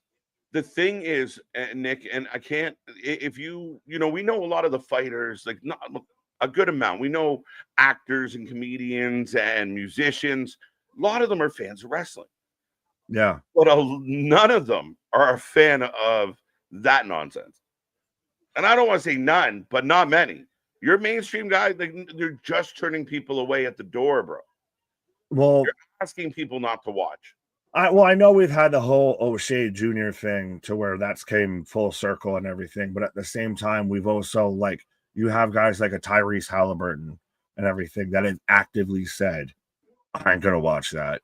Yeah. We've seen other celebrities, other personalities that have tried to get into wrestling, and this even goes across company lines at this point. Of wrestling fans will drive people away from enjoying wrestling. Yeah.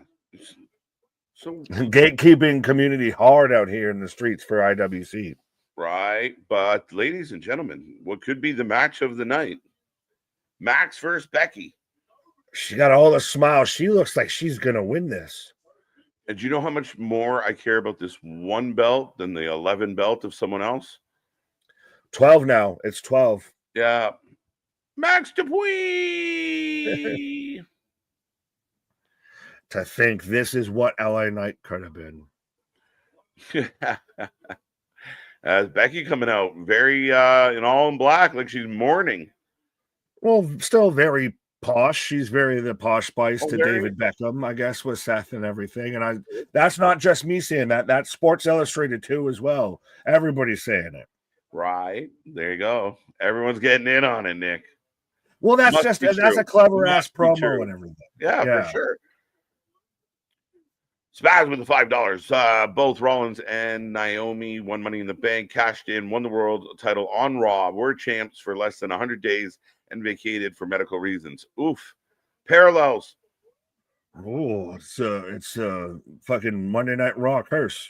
Right. It's like up there with the Madden. Well, and allegedly, the Jacob Fatu thing of why he had all the teeth out there that weren't his teeth, but whose teeth were they, is because he's having dental surgery. Yes. Yeah, he's getting the whole mouth work done, and but apparently he had to, like, whatever was going on, it was medically required to do what's happening. So that's why you don't get a grill. Right. You get one of those cheap grills. You gotta put the real shit back. Right. So next time we see Jacob, he might look more like Roman, just porcelain. With shining teeth and me. Does that hurt his image a little? He comes back with just porcelain grill, like just smiling. Yeah, normally it was the grill with Yadi Amin with the gold teeth. She might win, man. Listen to the pop. Bro, she's all smiles. She doesn't have a lick of boo-boo jobber face on her at all. Not at all. She happy. You know who's got boo-boo jobber face? Cut close to Becky with boo-boo jobber face, all smattered across that. Oh, by the way, Lillian. Yeah, Becky. Let's see. What are you taking? What are we taking? Becky is about 60%. So, I mean, 60-40. It's a Becky Maxine Dupuis match, and it's 60-40, Nick. Let's be real here. Those are the best odds Maxine's ever had in any match ever. Folks, if we were going to take the under, now's the time to take the under. Right. All right. So the Jays get out of the top of the third. This is the New York Giants versus the Philadelphia Eagles. And I know that's a non-flashback for every Giants fan out there mentioning the Giants in a game and everything. 33 collapse. I mean, y'all do you. But Becky wailing away in the corner now. There you go. See, the tricky thing is that people can criticize all you want. I mean, if she's over, she's over. I don't know what to tell you. Well, there'll be some people that'll tell you another person's over, but they're just deaf. Not the same. No. Beck's glum. Yeah, very glum. Boo-boo jobber face. Boo-boo, all the jobber face. I still remember and it's not going to be like a clean win. It's going to be the most cheapskate fucking roll up, grab the tights, count out win shit. Oh, gets booted in the face. Dumped out. I don't care how she wins. I just think it'd be hilarious. I still remember Becky Lynch's debut. She was goofy. It's crazy how far. Yeah, she was out there, river dancing on NXT. And that's what I think sometimes people forget with some of the younger talent or, the less experienced talent is, some of the people that we hold in such a high regard didn't show up like that. You know what I mean? Like even The Undertaker took a few strides to kind of find what the footing of that was going to be. I think sometimes we forget that. And, You know, you see Maxine and you're like, well, if you don't give her a shot, maybe she never gets a shot. So, I mean, we see it a lot with the NXT's criticism as well, but give them time. Give them time. You mean you weren't a fan of Mean Mark Callis? Right? Just that Or what nightmare. about Dr. Isaac Yankum, the Christmas creature?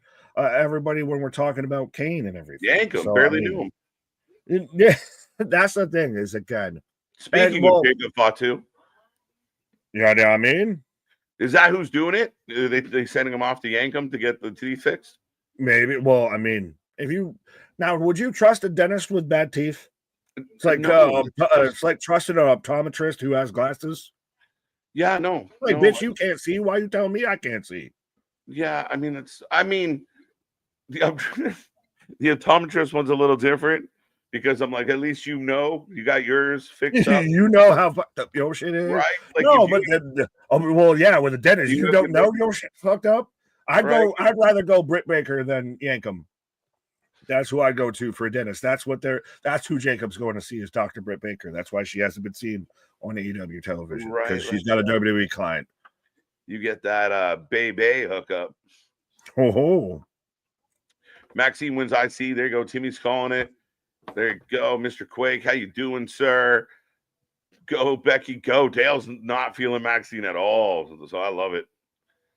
What allows Becky to be so feisty is a lack of distraction. Oh, okay. Roddy, that's scientific right there. Bill Nye, the wrestling guy. Bill Nye, the wrestling guy. Bill. AJ returns. Could be. It could be a possibility. I thought it would be a thing. I mean, unless AJ Lee was really one of those of pop in for a minute and then pop out. And again, I think that's one of my criticisms of WWE in 2025 is I feel like a lot of the key stuff was around people that were in and out. We all saw the buzz, the excitement for AJ Lee. They had an okay tag match at the pay-per-view. It was fun and they did the job. But then just poof. Now you had all those reports. Did she sign a multi-year deal? Maybe she did, but where is she now? I don't know. So I feel like that's been the case with a lot of their key components. Roman, Logan, Cena. It's just you need consistency. Consistency is king. The other channel, there's just too much consistency. Like enough. Break it up a little. Oh no, there is no consistency there. There is just a smattering of everybody. So if anybody gets hurt, anybody can fill up at any moment. Just throw them in there. Yeah, we just throw everything. I still don't know why the ops turned and everything. But it's also a little bit with WWE is everybody gets fucking hurt lately, it seems. Wrestlers in general seem to be getting hurt more and more. And I do. Is it an athletes overall? Because you look at any sort of sports, I know we're paying attention to the World Series, baseball and everything. Athletes as a whole seem to be getting hurt a lot more lately. I would argue that athletes are softer and more pampered than they've ever been. I shout out to all they can pull off and do, but let's be real. But I mean, you hear a lot of athletes talk about, even the wrestlers, like not working as often as they used to. I know the wrestlers fought for better schedules, but not having those house shows, it's that ring rust. Are you more likely to pop a hamstring or pull a groin or pop a shoulder if you're only wrestling once every 3.5 months, once every 6 months? Yeah, I think at times that your body gets in that rhythm and you're less likely to have that serious injury. Well, it's finding the kind of the rhythm of we've seen load management, say like with the NBA, shout out Kawhi, who brought that term along. And now you're seeing more blown Achilles, you're seeing more knee issues, you're seeing this and everything. Now, granted, with pro wrestling, Maxine with what should have been a stomp into a leg drop. That was a nice leg drop off the back. Yeah, hop, skip, and a jump. But you're seeing like it. Like the shoulder injury to Seth is because of what he did with a fucking diving headbutt. That's not because like he doesn't work house shows type thing. That's one of those. That's an avoidable injury that didn't need to happen. And that's the other part of the equation that you can't ignore is, whoa, shit, big pop for the straps off, my guy. Look, the crowd's going. Maxine Maxine Mania running wild, brother. 1, 2, 1.5. I meant 2. Big knee, big kick. Maxine going for it. I just have buttermilk pancakes on the screen. I have no idea why, but shout out. I think that might be talking about something with this match, but I'm not gonna connect the dots because I was just trying to play stupid, to be honest. Big fan of pancakes. Flapjack. There's definitely a flapjack brawl.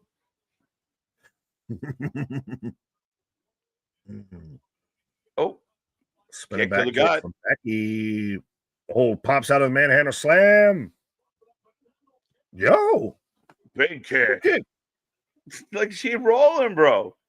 She been practicing into an ankle lock. She still looks like an alien from Mars Attacks. When they put that woman in Mars Attacks, that's the alien in People Persons and everything with the blonde hair. That's Maxine Dupuis. Respectfully, you're not wrong. Oh, disarm her. That's just an arm bar. Yeah, I don't know if that suplex went exactly the way they were hoping, but got into the arm bar real quick. Oh, yo. Back into the ankle lock. Look at that transition from Maxine. That crowd. She looks like she doesn't even know how she did that. What? I said she looks like she don't even know how she did that. Right? Becky rolls through. Oh, Maxine says not today. Back elbow. Oh, go up top. Joe and Paige, new rivalry. You could have started it there instead of ending it there. Yeah, so we'll get to that. I mean, does it continue? Like, well, obviously they set it up to, but I wasn't expecting that. Joe's good as it. Oh, Maxine dumps down Becky. Joe's good as a heel, but yeah, crossbody. 1, 2, 2 count. Oh. And the crowd loses their mind like our hero didn't get the win. Oh, this is where she got distracted last time. Maxine is green, a little sloppy. And that's fair to say, Rich, Roddy. Like she is not as seasoned as others. She does have her moments. I haven't noticed a whole lot of sloppiness in this match. Well, she's also in there with Becky Lynch, so yeah, but I got to give her credit for what she's presenting right in front of me. So 2 weeks in a row, she's done pretty good. So good. So we're gonna go 3. 1, 2. Oh, anyone else's heart just stop right there for half a second. Hits her with the belt disqualification. So we're running it back. Technically, Maxine Dupree gets the win. Yeah, they're building this. Like the crowd is upset. And now they're going to run it back again. Or is this, Becky, I'm going to just smash the shit out of you. You're going to go away for a minute. No. He's already thrown her to the ring post, my guy. Yeah, that's okay. She'll be back. The crowd's too into this to make it go away here. What are we, AEW? You need to have it finished to where we're heading. No, if she just destroys this woman this is your hero, this is who you wanted, I'm going to remind you of how badass I am, and I'm going to destroy her. Yeah, no, not off of 2 L's. This is just, again, getting heat and building her up as manhandle slam and building Maxine up as the babyface. They're making people want to see Maxine actually win this fucking belt.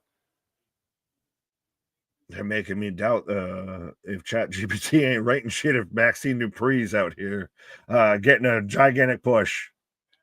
But she's over. Like, I know, it's a joke. It's a joke.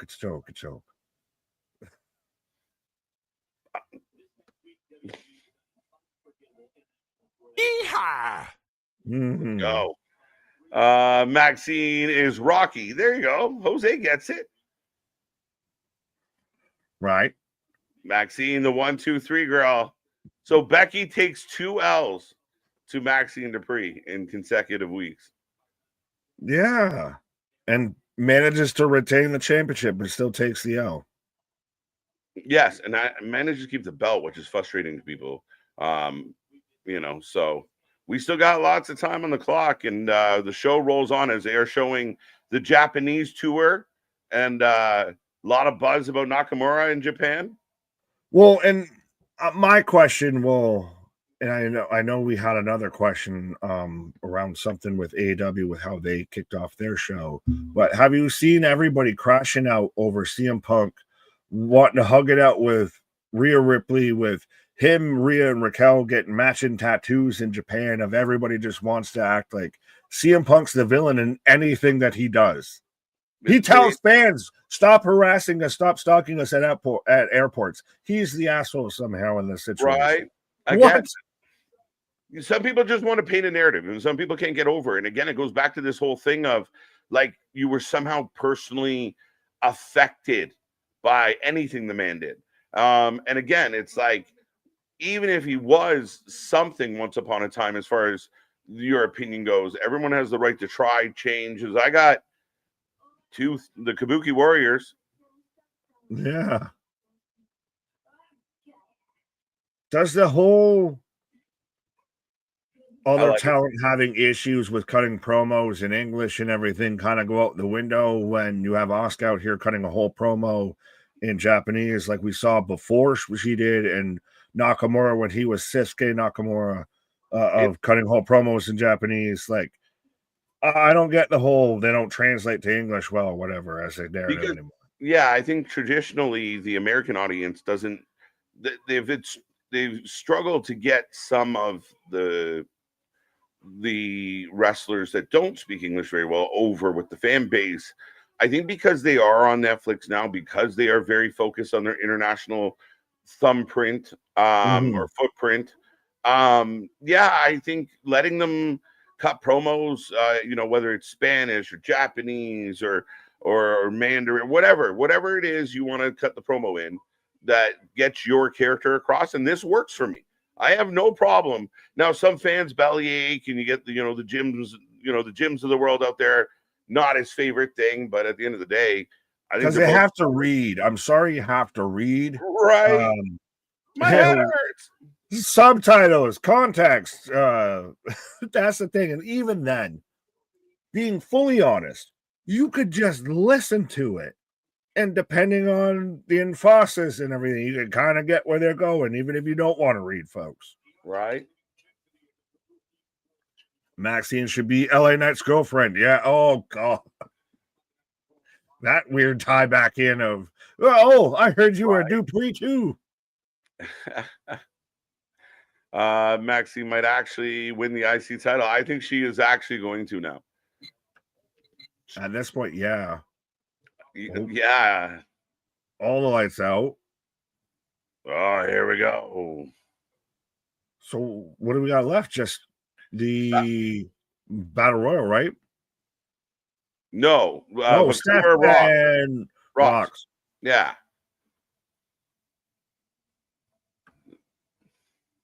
She's got to be Women's Wrestler of the Year, if not Wrestler of the Year.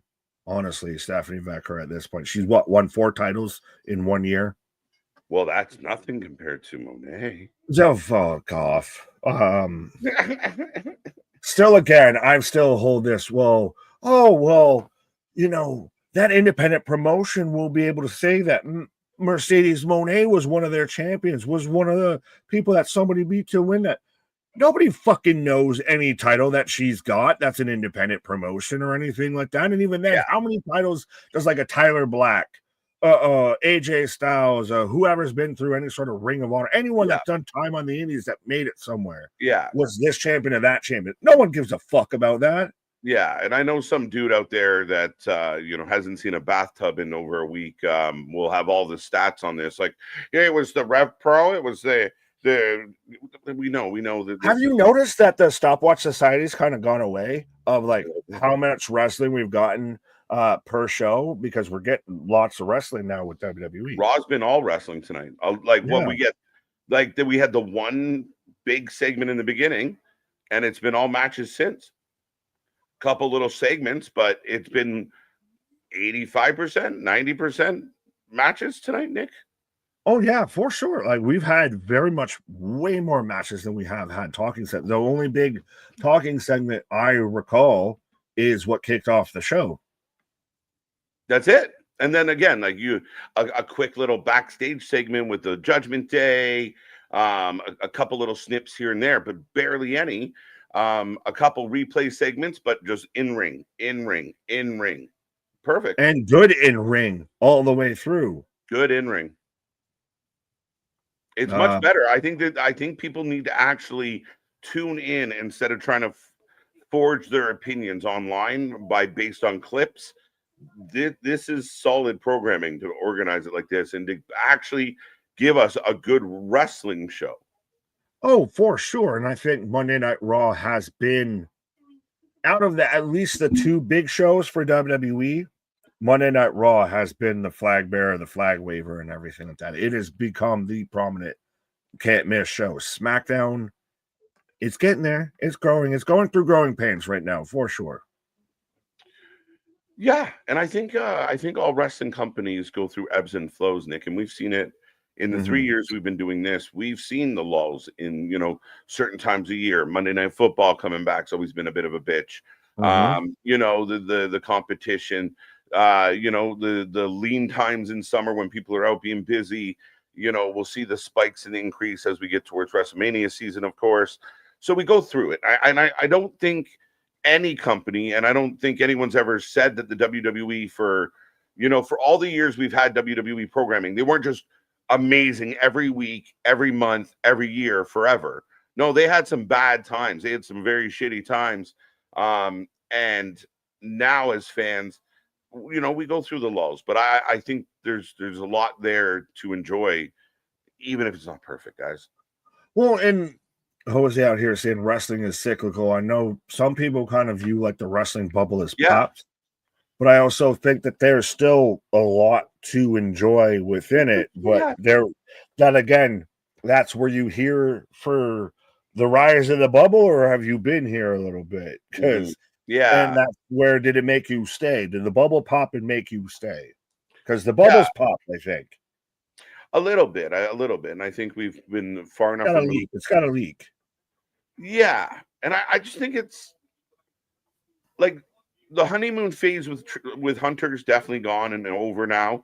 Yeah, and so there's a bit of lull in his booking, I think, and we've talked about the maybe the little bit too cookie cutter, a little too sterile, a little too just it sounded good on paper, and we got you in the door, and that's all we needed to do.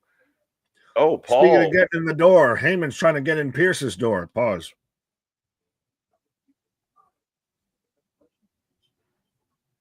Is it because... Oh, I think somebody mentioned earlier that there's only 19. Oh, they changed your graphic. I just had production change your graphic. That's interesting. Oh. Is it going to be those two aren't in it?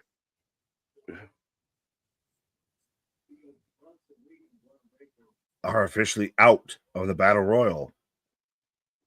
I thought that means they're going to fuck it up, though. That means they're going to fuck it up. Yeah.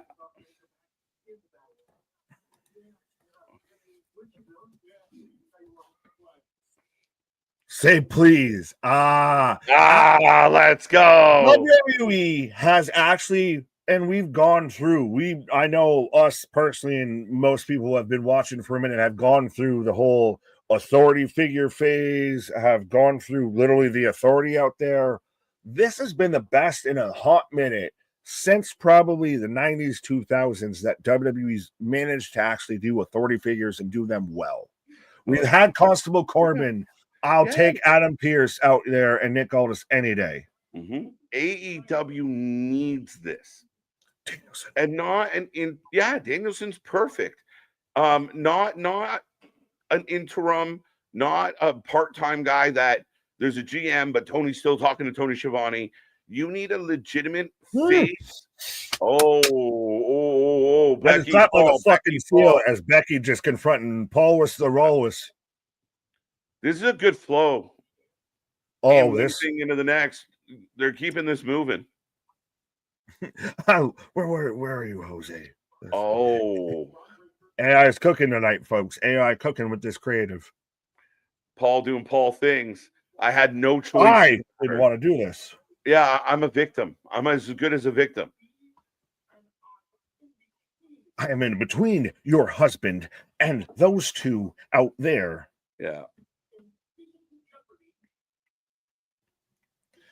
This is, and it has had pacing. Nothing felt like it's overstayed its welcome. If anything, you almost want some stuff to go longer. They leave you wanting more, a la Becky and Maxine. So we just keep clipping along, keep rolling along. And I like there's an actual kind of consequence for action and behavior. Like if you're gonna like, take a guy. What's that? I was just saying it's follow-up. Yeah, 100%, man. Like you keep it going. Like tie it in. It's not like you can't try and set somebody on fire at work on Monday and be in the lunchroom on Tuesday afternoon. Like what the fuck is happening? It's not how that's not how this goes down, my guy. I don't know. You want to try it? Do we Rochambeau for who gets set on fire and who shows up on Tuesday? I've seen people get sent home for brushing shoulders. You penguin face prick. Braun Breaker wrote that line, or Braun Strowman wrote that line. Right.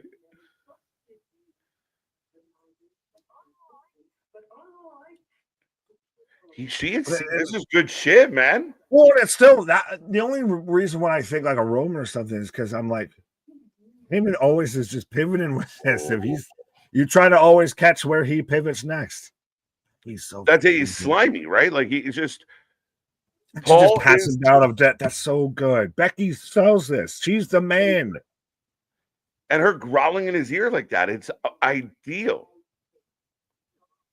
But Paul, again, what other female in pro wrestling outside of maybe like a Rhea Ripley, give or take, could snatch up a guy like Paul Heyman like that, and it's super believable, and she's intimidating the fuck out of him. Well, and he very defiant, but she's not doing it in a way of manhandling him, but more just controlling him, and she's wily enough of one wrong move and she might go spastic. Like I gotta settle her down. Get you a partner that would go to fucking war like Becky just did out there for her man out there with Paul Heyman. Well, I'm gonna go give mine. You're gonna go try and recruit. KJ is taking a pause. So yes, we got Grande, Sheamus, Dragon Lee, AJ, LA, the Usos, Pentas, and I just barely got through the first row. Fact of the night, with 25 victories this year, Stephanie McCurry is the winningest superstar in WWE in 2025. Even more of the claim as to why she, at this point, to me, at minimum, women's wrestler of the year, if not wrestler of the year. She's won 4 titles within WWE in 2025. They literally just said she's the winningest in a single year. And this is all kind of sort of theoretically on a rookie year, at least a rookie contract, I'll say. Well, we are underway. And I had heard the rumors that we were going to get Nikki Bella involved with this. Apparently, again, they were nothing but rumors. And we're underway with Stephanie versus Roxanne Perez. Do we have the visual? I know we got it. Oh, we're both. Am I glitching or are we fighting for it? I don't know if we have it. But there you go. We got. Go and get your merch at that point. As we got Stephanie versus Roxanne, folks. Let me know who you're taking. These are twins fighting. Yes and no, but I think it shows that we've got a lot of depth in WWE's women's division and a lot of different angles and different ways that they can go. I mean, think about it. Before, Julia at one point was the hot prospect that was supposed to be essentially where Stephanie is. See how that's going up. This is the glitching hour a little bit. All right, so it's not just me that saw it. Okay, so that was brilliant. Becky just added a new wrinkle to the story. Seth was aware and was already plotting his revenge. Well, yeah, tell Paul Heyman Rollins sends his regards. And they have to do something with it. It's going to be very much a big pivot. I know I've out there and petitioned and thought we were at some point going to get probably a big blow off between Punk and Seth. At the very least, I was all but set in stone we were going to get Roman versus Seth at WrestleMania. Now that is highly debatable, highly questionable, almost highly unlikely. So now we're going to go in a different direction, and I'm wondering what direction that's going to be, how they go with it, what are they going to tie in, what are they going to move along with. And again, it goes into a little bit of that second guessing of Seth's injuries of, is he out for 2 months or is he out for 2 years? I don't know. No, he's not Kota Ibushi, but we'll see. Does Takeshita cost Okada his title on Wednesday? God, I hope so. So we can just pull the fucking Band-Aid off on this feud, respectfully. I love me some Takeshita, but I just want to pull the fucking Band-Aid off on this feud, I'd feel. I hope the winner of the Rumble is a surprise because I had Braun winning it. That's a whole other thing of who's going to win the Royal Rumble right now. Could you see a John Cena win a Royal Rumble? Could he just sit there and say, your retirement tour? Well, if you're Vince Russo, you think that he's talking to AEW, and you're also probably need a helmet because that's ridiculous. But who wins the Rumble this year is way up in the air now, especially Christ. Who wins the Battle Royal tonight is way up in the air. Kiwan, Sammy, Watt, Seth Rollins out 6 months. Now, is it interesting when everybody puts out the stories of people will be out until 2026 of everybody forgets that 2026 is all of what, like 4 months away, 2 months away at this point? Actually, honestly, I was trying to give it credit of a 4 months. It's 2 months away, but Stephanie chasing Roxanne back in the ring. Head scissors roll through 1, 2. CM Punk got the Elimination Chamber in 2026. Could be. Could he end up just being your world champion come Saturday night's main event? If we're gonna take the belt off of Seth, is CM Punk your next in line to have your world title? That's the thing, is it's not even worried fully about who's next to be in that match. It's who's next to be your world title holder. Could it be CM Punk? He's the one that Seth stole it away from. He would be the one that still naturally has the issue with that tandem. As Roxanne, she's pulling all of the fucking curtain up and everything, which is a lost and missed thing. As it causes, I like that because she pulled it up, so the ref's got to throw it back, so it causes a distraction. Old school wrestling. As we go to a commercial break right now, so I will remind everybody, as clearly you can see it on the screen. We are the Wrestling for Life Network. We do this for anything and everything when it comes to pro wrestling. We were just here on Saturday all the way through from the start of the pre-show, from the start of 0 Hour and beyond for Wrestle Dream. We're rolling all the way through another week in wrestling, all the way to Halloween Havoc on Saturday, and God knows what else we might end up covering and everything. And trust me, even tonight we still might end up covering some baseball depending on how it goes. But be a friend, tell a friend. I love seeing all the new names pop in. We're still growing at an ever so pace and everything like that. We're still setting the wrestling world on fire. Just past 7.6K, I believe, hoping to get to 8K. We've already had the challenge laid down of when we get to 20K, we're just, I guess, going to be doing a live stream of me and KJ getting tattoos. So if you want to see that, folks, if you want to see me and KJ have a whole, trip to Albuquerque to go and get tattoos together live on the stream at 20K, go out there and spread the good gospel of wrestling. And again, as KJ's even said, save your friends from bad wrestling streams out there, from bad wrestling people out there, from those who are out there grifting and grinding and everything like that. We got you covered. We'll actually spread the good gospel. Seth Rollins 6 months. He comes at WrestleMania 42. Screws Punk at 42. Maybe. Well, 6 months from now. So 2 in a summer. Yeah, that will work. That will potentially match up timeline. So fair enough. It depends on still when he's back, how that goes, what's going on with him, etc. Roxanne is good. Seems like she works heavy for her size. She's like a little bolder. This isn't the first time she's felt sandbaggish. Fair enough, my guy. I feel like you're kind of Michael Scott there. It feels like a bag of sand, Steve Carell. But I mean, I would disagree. I think Roxanne's. There's a reason why we still slip up and call her Roxy from everything that she did in Ring of Honor. She's literally a prodigy, I think, when it comes to in the next 3 to 5 years when it comes to women's pro wrestling. She will be one of those names that's a household name, I feel. Nick and KJ's thoughts on the Hardys versus Dark State at Halloween Havoc. Do you want my thoughts? The Hardys win. If we're going to run this back, the Hardys win. And you know what?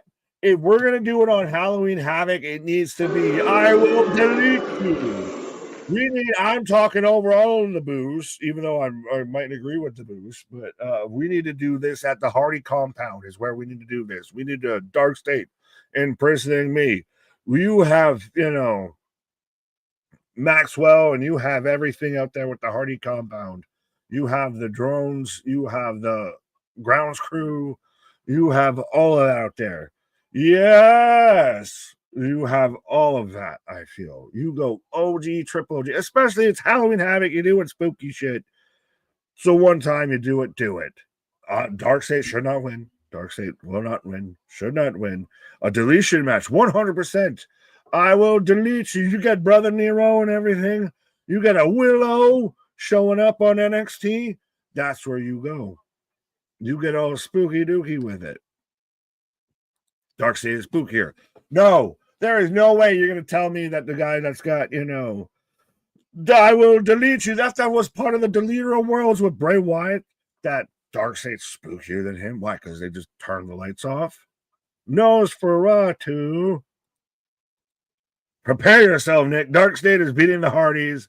They got the title for the match with the Dudleys. It's coming right back.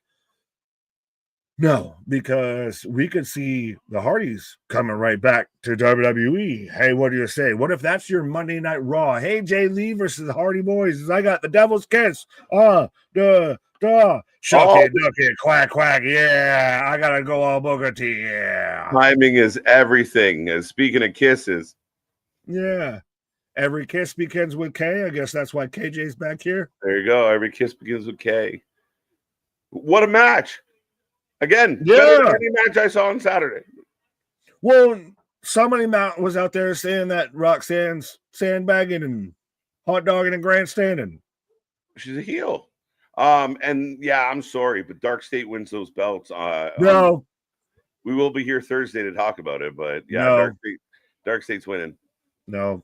It's rough. No, I'll Tracy Morgan to Bruce Willis your ass the whole time. No. It's gonna be rough. No. 1, 2, 3. They get their belts back. Do you at least think that it's got to be like a Hardy compound match? Like you go something like that. Cool. You go final deletion. That's you go spooky. If you're gonna go Halloween Havoc, you get the spook and nuke. Yeah, and are they doing the wheel? Well, I guess we'll find out tomorrow. We haven't seen the wheel. See Blackheart. She's spinning the wheel. 2. Yeah, who does it now? Ava spin the wheel? Man. Might never stop. 7 minutes. You have Ricky out there trying to be like, do I want to join the bloodline or not?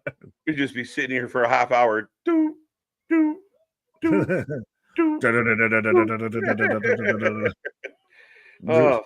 this ever going to stop?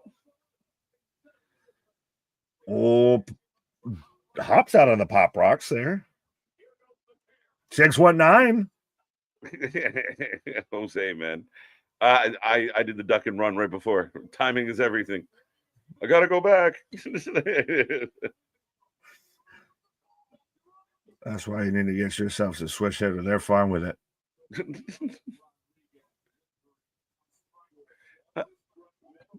Don't think about it too hard. Your brain might hurt. But yeah. I don't know the comeback. But Rocks with a big or a little European. Pitch outside or a pitch inside. A little European. Whoa! Oh, thank God Raquel was there, because otherwise that's some broken shins and some broken knees. Get out of here. It was rude by Steph. Just you fell instead of got pushed. Right? Cross body on everybody. Down goes Rack. Rocks roll back in the ring. I forgot you Great called him Dr. match. Rocks. Otis dressed up like Rikishi. Otis should dress up as a butterball. Oh, that's better. 1, 2, 3. Let's go. Angel Wings is the finisher. And it's over. I feel like Christopher Daniels owns a copyright on that. Right, And that conversation. Well, how do you feel about the clip that's going around of now Grace Waller actually finally got rid of his stupid, ridiculous finisher? It's about time. Oh, I don't know if you froze or if Oh, Nikki, you said it. I spoke it too soon. Existence. I don't want this. Why are we tainting Steph's shit with this lady? She's not even here yet, by the way. Yeah, you can look, but you can't touch. I don't want to look either. Because you know what's hot? She's the fucking Paris Hilton. It's so hot right now. Right. So I got to get my shit over on him. Rolling. What? No, I know y'all be loving this right here. She's popping out of that jersey, though. Boom! Yes, Rack! Oh, what was that, Steph? Oh, that was you. You jumped and your leg said nay nay. Whoop! Whoopsie! I don't even whoop. She got caught in the eclipse of Nikki's things popping out of that jersey. A full moon over the Miami right there. For the minute Nikki showed up, things with the shit. Oh, blackout? Lights out. No, was that a nip slip? Oh, might have been. As Raquel gets knocked out of the ring last minute.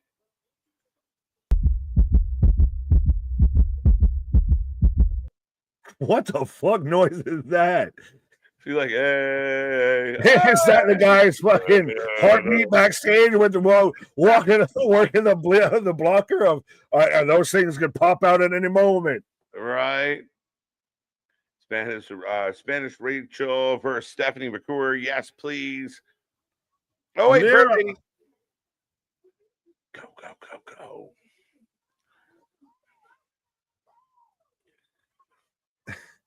Uh-oh, Crazy Bailey. But I dig it. Bailey is every chick that you meet at like a fucking a Whole Foods market or anything like that. Yeah. Fact. A farmer's market is where you meet someone like a Bailey, and they're just like, "Hey, Steve, how you going?" And they slap you way too hard on the back and everything. Yeah, like this guy might have bodies in his closet. I don't know. All right, selling organic honey. I mean, bees in the trap. I see a bad moon rising. Let's go. What's up, Curtis? Well, I'm going to be a bad moon here for a minute, and I'll be rising in a minute. Yeah, as Braun and Braun are untaping. They are removing the tape as they have been removed from the Battle Royal as punishment for their actions. Yeah. Okay. We'll see how this looks. Two wings and her purple-haired friend. How to Tame Your Bird Lady. Coming to you soon. Wait, what? There was this rookie. Paul Heyman has been the star of Monday Night Raw tonight. As now he's telling it story time with Paul. There's a rookie in 2002. We all know who he's talking about. 5 months later, he was champion because he listened to me.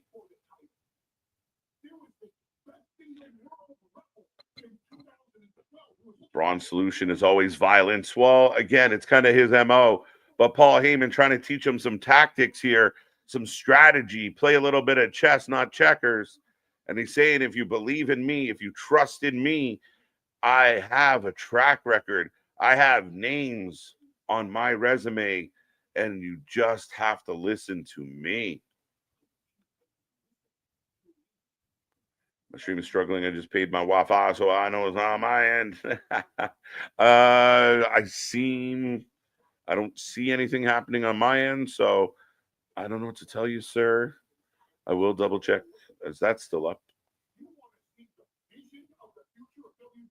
The Vision. So they're still maybe running with the Vision. 3-1 Mariners, 6th inning or bottom of the 5th. Stick with me, kid. Essentially what it is, patience is a virtue.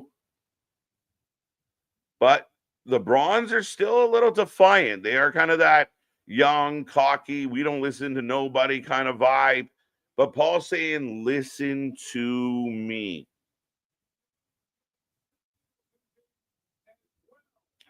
So AJ Styles just won the tag titles. He's in the Battle Royal. Dragon Lee's in the Battle Royal. Sheamus, Jey Uso, Jimmy Uso, Penta, Rusev, who already lost, Grande, American Alpha, or as we are getting the War Games, ESPN 1129.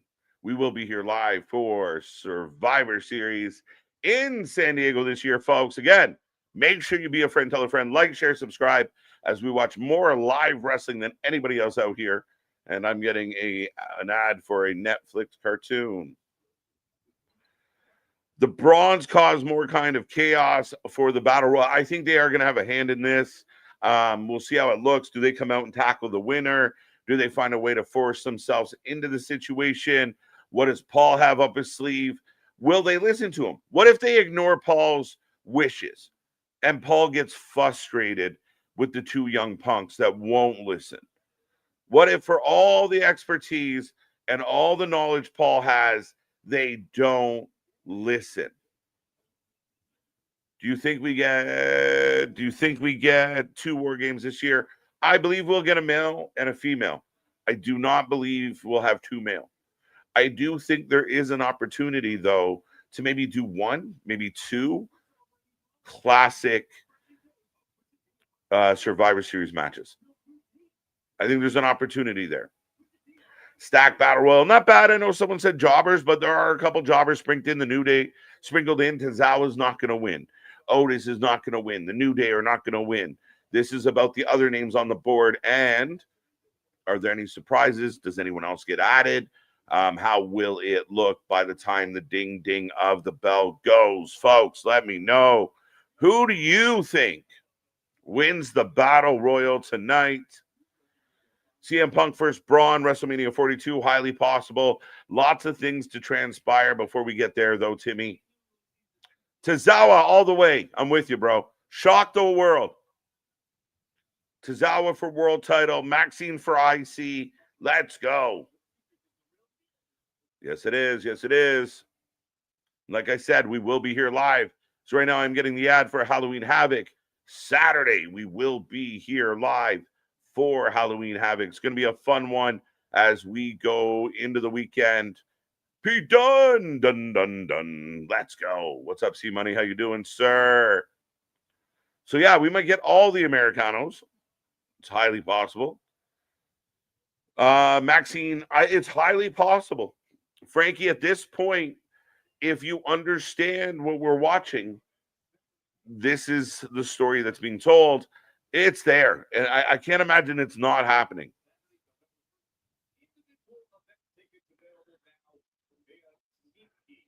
Paul is the GOAT. He has turned talent into legends and indie pro wrestler promotion that was dying into a historical promotion that will still rave about today. I got all the fanfare in the world as Nikki and Steph are having a chit chat.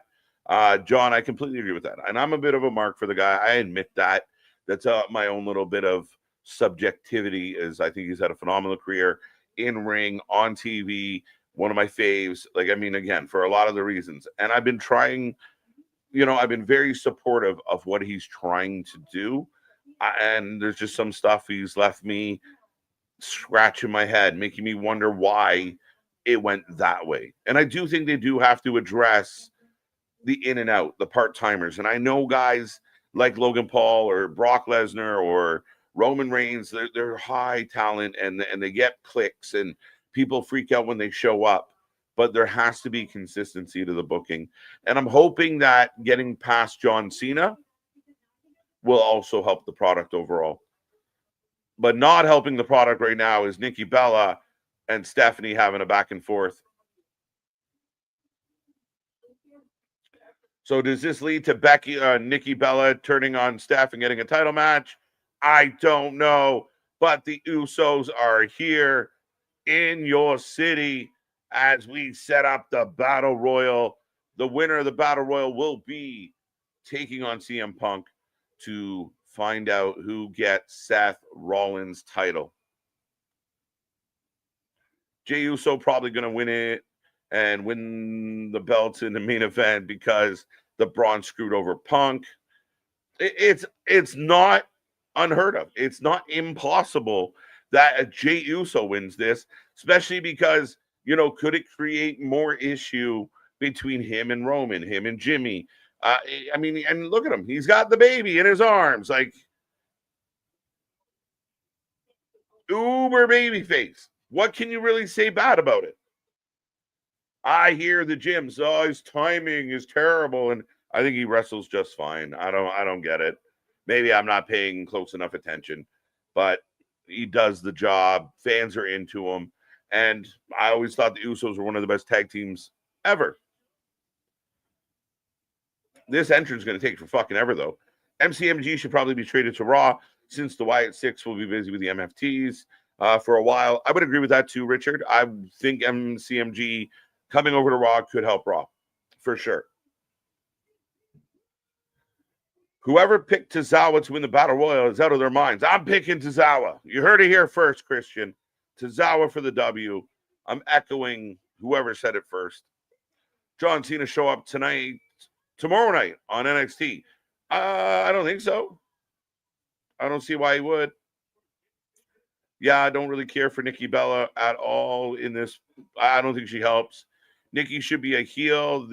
In this era, it makes perfect sense. The anti-wrestler. Yeah, and and she's she does it in real life where, she's the jaded veteran that doesn't get the respect or the adieu that she feels she deserves. So yeah, Nippy Bella's hilarious. Some just get better around 40. It happens. Fine wine. Some. Others are like me, just milk. But they're showing the 49ers game. Jey Uso, Bailey in the house. Boom, boom, boom, boom. The baby blew it. It's the baby's fault. The baby didn't eat right. Baby has no rhythm. What are we doing?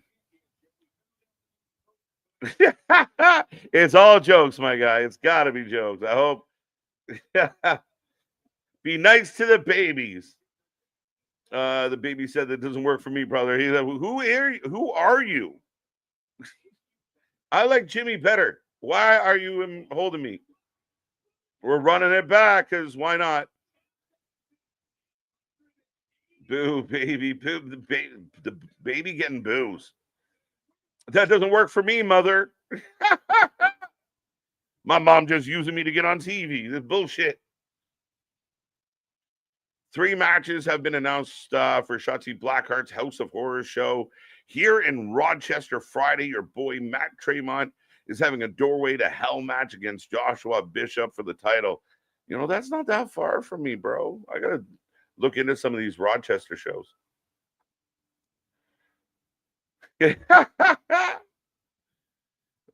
Right? The baby's selling like Moxley. As here comes Sheamus. Who more jaded? Nappy Natty here, Nippy Bella. Oh my God, bro. Bobby went into business for himself. Baby. What are you doing out here, baby? I didn't know I was baby, but I guess I'm back. Baby, come back. You can blame it on me. What? Nobody puts baby in a corner. No, I put myself in the corner and everything. But yeah, Baby no soul, like Moxley out here, fucking jokes. what are we talking about with this child? What? There was a baby, like there was a yeet baby that didn't do. It can't move its arms like that yet and Well, everything. you're It gonna be just on knows TV. grab the boob and put it in face. It Well, doesn't know how to eat. if you're gonna wear the yeet jumper, you got to be prepared to eat. I don't care how old you are. Why is this a comment? Nick missed his favorite subject, hating kids. Is that really? I don't I clicked on it. It's a thing. I guess apparently I'm out there. Fuck them kids. I'm Brock Lesnar to Heath Slater. Fuck them kids. Right. I don't give a shit about your kids. Hilarious. Yeah. Nick hates children. Good thing he meant. Where did this whole narrative come about that I hate children? Is it just because I don't have any? I have no idea what this rumor that has been started. Nick hates every child that comes on screen. Source. Trust me, bro. How many children have come on screen, boss? Why do you hate children? Oh, because I hated Santana's daughter. Oh, why do you hate Santana's daughter? I hate why children. Do you hate children, Nick? Because they don't sell well. They don't know how to work the fucking Clearly, business. They're not hip for the game. They're too hip to be squared. They're too busy focused on their phones and their apps, and they're out there, spoiling it already. They don't know how to work kayfabe. Yeah, and they don't dig themselves. Not proper. Yeah, the baby gonna catch a super kick on the way back out. Hashtag baby hate. Oh, Sheamus is here. We are on a commercial right now, folks, getting ready for the Battle Royal. The baby was plotting revenge. He's waiting for the baby to hit a stunner.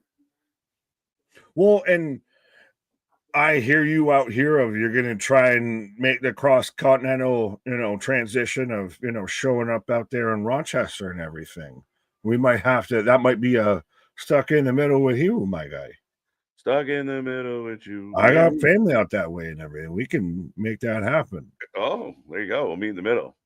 Yeah, that's what I'm saying. If you're crossing that continental divide. Now it's one of those. Now, if you come over here, you're gonna be able to get back home. Well, you might be stuck over here. The tricky part nowadays is, will they let you back in? Yeah. Tozawa don't win. A Christian, I don't think that's an actual problem. No, you said it before I could even say it out loud. Of AJ, of Christ, I got AJ coming out here, but Jey Uso's a guy to me who could win this for sure. Yeah, Jey Uso makes sense. I mean, Jey Uso, former world champion, still over his shit. Again, literally doing the yeet with a baby tonight. Even if the baby didn't want to play along. I mean, Jey is a viable contender for this. I mean, there's some other names in here that are definitely going to make it interesting. Again, who knows? Hashtag baby hate. Never. What the fuck? Well, no, and why do you hate kids, Nick? I don't. Kids, Nick? Well, and then Christian defending. I don't hate teenagers. How do you know Sheamus, Nick? Teenagers scare the shit out of me, bro. They're gonna clean up your looks with all the lies and my wife is an MCR diehard, my guy. I will forever be the greatest husband ever if I could ever get her to a live MCR concert. Right, they're fucking good live too. I did it 2 years ago. One hobby of the year for Christmas. I got her the albums on their limited vinyl, where they're all different colors and everything. Attaboy. Yeah. As here comes Ludwig Americano. The ring is filling up. Now, is it always weird to you that why aren't you starting to just start swinging already? Like, I'm sorry, if I'm next to an asshole I don't need a bell to tell me I'm not going to swing. Because rules matter, Nick. Do they? No, they should, though. And I don't mind when they do. As we got Ivar in the ring as well. Oh, Penta back out. Fan favorite. Well, is it now, if you get an entrance, you're more likely to win it? Yeah, I think if you get an entrance, if you didn't get an entrance, you're fucked. Yeah. Already in the ring, already tells me you're going to lose. Penta with all the pyro. Eat your heart out, Kenny Omega. Well, or the start of Wrestle Dream. Now, how did you? I asked Anthony to bring this up earlier, and we'll make it quick because we got a shit ton of entrances. How did you fall on the opening to Wrestle Dream? Like, I don't know. How did you feel? It was a cool visual, if I'm going to be honest. Of all of that. I said it when we were on stream. Of you have all the pyro going off, and they're all just throwing hands and everything. Now, granted, maybe if that story of that match had meant a little bit more, if that had been a something, I was calling it already. When it was on the pre-show. They had 4 minutes left on the pre-show. On either they're jobbing FTR out with this, or this is running over somehow and getting weird. And they got weird with it. And I don't hate it. I don't mind it. I thought it was a cool vision. It's a hell. It already sets you off when you're watching the show. If you just tune in and there's already action going in the ring and you're kind of tuning in for the first time, I don't hate it. I wish if there was maybe more substance and sustenance to that story, I may have gotten a bit more behind it. I didn't hate it. I thought it was all right. Okay, LA Knight is coming out, folks. And again, get your picks in. I think LA Knight's going to win this. And again, thank you for the $2 to Maddie. But we appreciate you. I think my two big issues. One, if you were going to do it, don't start the match 4 minutes to the end of the show, because then it feels on purpose, which it was, but it shouldn't feel it. Right. And two, maybe the situation, like to do it in the middle of a match is the problem, Nick. Like that's the problem. Like if it was just like a jump start or an aftermath, here's Punk. Look in my eyes. What do you see? Punker wants a closer look. Well, is this, and I know someone mentioned it there. Well, okay, so he's not in Ring Gear, because I thought someone mentioned earlier that there was 19 announced for this. So it's one of those like, does he come out here? I'm gonna win this, so I just win the fucking title. I don't gotta face nobody. We just have me anointed as champion on Saturday. Right. Is that what you call money in Canada? Ducks? No, it's loonies and toonies. So it's close to a duck. It's like a duck, but not quite a duck. Loonies and toonies. So you're not that far off. Yeah. Oh, where was it? Well, Maddie, shout out. I appreciate you. John, did you guys discuss the shocking release of Wesley yet? I think we did when it happened. Yeah, a while ago. And I'm not that shocked. It feels like they could have done something, but somebody's got to get cut at some time. Yeah. Respectfully. Sadly. Yeah. You hate to say it. Fit elsewhere. TNA. See money. Visually cool. Professionally, it makes them look like they can't keep a schedule to save their lives. The pay-per-view went off the air like 10 seconds before Mock said he quit, for God's sake. Well, and then you get into the whole issues of apparently if you're on Amazon Prime, you didn't get to watch a good chunk of the show. I think you and I, between us, had issues watching it. It had technical issues. Yes. And did the Sting moment feel very like, hi, I'm here, bye. Like it didn't feel it just fuck. Yeah. So it was just like little things like that. And I know the fans hate hearing it, but my God, like, I mean, at the end of the day, as we are setting this one off, folks, 20-ish men in the ring. An amalgamation of men in the ring, as we've got Otis and Ivar. Big boys. Ivar or is it Eric? No, it's Ivar. Otis and Ivar. Big beefy boys slapping meat going at him. Put them in a team for now. And then Eric comes back and he's jealous. But Otis and Ivar. Just bullets all the time. Ivar tries to convert Otis into a Viking. And Tozawa too. Tozawa's like trying to be a little Viking man. No, you're gonna have all of the commercial segment, backstage segments of Tozawa as a Viking. Yeah, and he's just like the shield that wears that's bigger than him and everything. Yeah, I think it works. Otis and Ivar, and then Eric comes back. Rusev and Otis. Yeah. Oh, big boys. But what I like right now is everyone in the ring is scuffling, and then the key stuff's going on in the middle. I hate people laying down on the ground doing fuck and all when two guys are fighting. Oh, you mean like Jimmy's doing in the corner, LA is doing in the corner, Otis is out. That's the Bye-bye, thing. Is Otis. when you have the focus in the But center, you can get the peripherals that ain't doing shit outside. no, but like LA literally was down from a move, but like you have everybody in the ring right now doing something. You got Tozawa tears off the shirt and eats a fucking big kick, and goodbye Tozawa. Yeah, As Sheamus is still wearing Tozawa's shirt on his shoulder. Right. Otis is on a roll. He's rolling somewhere else now. What's that? I just said he's rolling somewhere else now. That's the only way he knows how to be, is on a roll. But you want to try and run through his in this match, or we wait till we thin it out? Dragon Lee. Americano's trying to get rid of Dragon Lee. Finn's in the middle looking for someone to punch. Sheamus is still looking all chalky over there. Penta's beating up Rusev. JD's in here. Jimmy and Jay. Kofi's in there in the corner with AJ. Ivar's in the corner with LA. Do you think the breaker, the bronze jump over the railing and beat up Punk at the side of the ring? Is that the play? Any of the plays. I think that could be it. Excuse me. I think they could show up and disrupt the match. I think both could happen, if honest. Okay. They take out everybody? You could get to where you get an actual winner, to where you could say it gets to be where it's a Jey Uso and a Punk, and they win and they get face to face because that's why he's out there, and then they show up and then they take everybody out. True. But JD chucks out Dragon Lee, who kind of jumped up on the top rope and put himself in high risk and paid the price.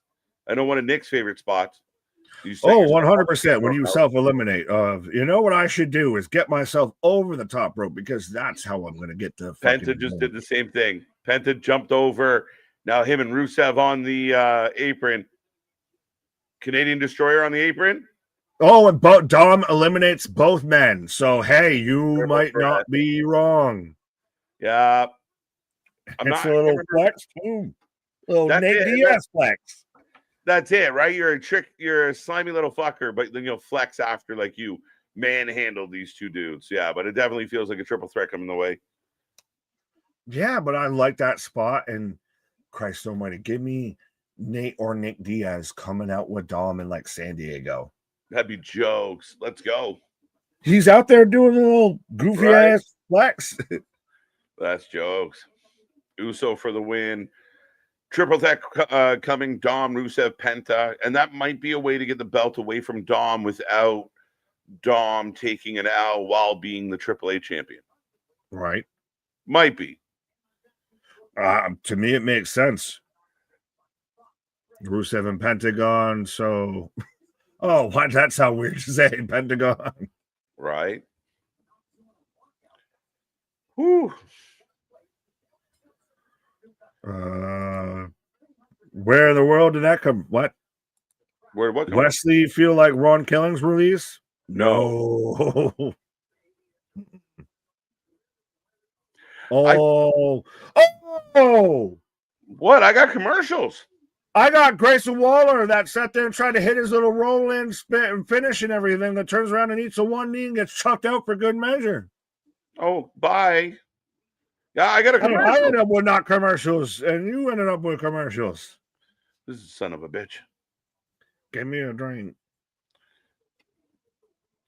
Spaz with a $2 super chat. Balor's Timu Adidas straight fresh from gym pants. Words doing are you how? Spaz on that good. Thank you for the yeah. He's on that Timu Adidas pack. You don't know how to put words together. Let's go. Yeah, I got a Pokemon commercial. Or a Riyadh commercial, actually. Sorry, my bad. Now a Wingstop commercial. You're making me hungry. I got back in 55 as I got Kofi trying to eliminate Ivar. I got Jay in LA trading blows in the center right. Sorry, Jimmy in LA. I did a U. Right. So only 5 shows left. I thought it was could be wrong. That is so weird to see. I just got a Real American Beer commercial. It was like, wait, did they resurrect him? What happened? I looked up. AI, as they got Ivar with I a looked back up handspring Kofi's elbow on both of Judgment Day. Ivar's the guy that you got to get like 3 to 4 to 5 people behind and try and dump this man out. Oh yeah, there's some big bodies there. Right? Yeah, what the fuck's with these commercials? The Witcher returns to Netflix. UK Vippin for the win. As I'm back out of commercial, as I got Jimmy and Ivar in a corner. I got AJ. Dialed right in. Yeah. AJ, big drop kick. Ivar rolls back. Oh, and he does the same thing to both. Yeah. The junk in the face spot. There's a spot of tea right there. Right. A spot of tea. That's adorable. I almost missed it. Don't worry, you ain't gonna miss these two big beefy boys. We got a Donnybrook in the center of this between Ivar and Sheamus. No, they're swinging. Oh, we can't get him up though. Come on. You're telling me all that Celtic Warrior workout bullshit and you can't lift up a big bastard like that? Right. You can't up and over. Oh, it's a heavy kick out of the ring. It's got to be a heavy dude. Oh, they're both out. Big knee. Are they both going to eliminate each other? I don't know. He's trying to get him up now. He got him up. Got him up. Got him up. Wow, why you can't? Why would you hit that? White noise. And held the rope. Yeah, but dangerous strategy, Cotton. If you would have hit that, they would have both bounced out. Right? Wow. My thoughts exactly, soundboard. Right? Ivar can cook in singles matches. He's excellent. I've been watching him since the beginning. Him and Eric. I mean, they took on each other in the breakout tournament for Ring of Honor way back when. Like they can go. And that's shout out to Mike Hollow that we interviewed and everything. That's trained Ivar, that trained Kofi Kingston and everything. So very much a lot of New England representation here. Loaded mask. Oh, and Jay punches him. Oh, Jay hurt his hand. Jimmy hurt his hand. 1D. Wouldn't that have hurt his shoulder? No, because he didn't hit the mask. But then it would have been the one Grande. Who was he? Grande out. Bye, VAR. Bye, Americano. Why didn't you say that when Ivar got eliminated? Bye, VAR. Bye, VAR. I think that's what Jose did. I just got it now. Dom going for the ride. Kofi's still in there. LA's still in there. Finn's still in there. AJ Styles is still in there. So some decent names. JD McDonough in a weird night for Judgment Day. This is awesome. Broke out during a battle royal. Is that tell me when they're telling lies. What a great spot. Yeah. I'm just saying it's rare to get this is awesome during a battle royal. Because you have no fucking clue who can win, and that's what's great. Oh. Finn held on. JD go. Oh, beats to the Bowery. We're definitely getting that. In nome de patria, file. Your chest about to get caved in there. I want to see somebody throw Sheamus out, though. Mid Bowery. Who? Kofi? Apparently nobody. No. Yeah. I thought Shady was already gone. Now you get it again. He is gone. This is just for shits and giggles. Oh. Well, don't giggle my shit, okay? No, see, I literally said it. Kofi don't sound Sheamus. That's a deep call, bro. Calls Kofi. I didn't call game. I just called Kofi. That's jokes. Yeah, now Sheamus has got an issue with JD. Well, Irish on Irish accent is Dom's out. Just AJ said. Oh, by the way, AJ says fuck Dom. Don't know. Oh, the ref didn't see it. The ref didn't see it. Bullshit. Went through the ball. No way, my just froze. AJ's holding. JJ's. AJ's holding. Dom. JJ Abrams is holding on, and so is AJ Styles. Dom is out. Every ref missed that he is out. All the refs. We don't have an instant replay. We don't have a challenge flag. Nothing. The guys in Gorilla are like, hey, let's go get this. We got a commercial there. Where's Bruce Pritchard's fat ass walking down the entranceway saying, you guys missed this? So I'm in commercials, so no one's going to get eliminated here. So is Dom going to win this? No. Because he should have been eliminated. No. But I do think he will probably eliminate AJ, piss everyone off. Well, we're down to Kofi Kingston, the Usos, Dom Mysterio, AJ Styles, and LA Knight. Yeah. Right. So we're down to the nitty gritty. Right.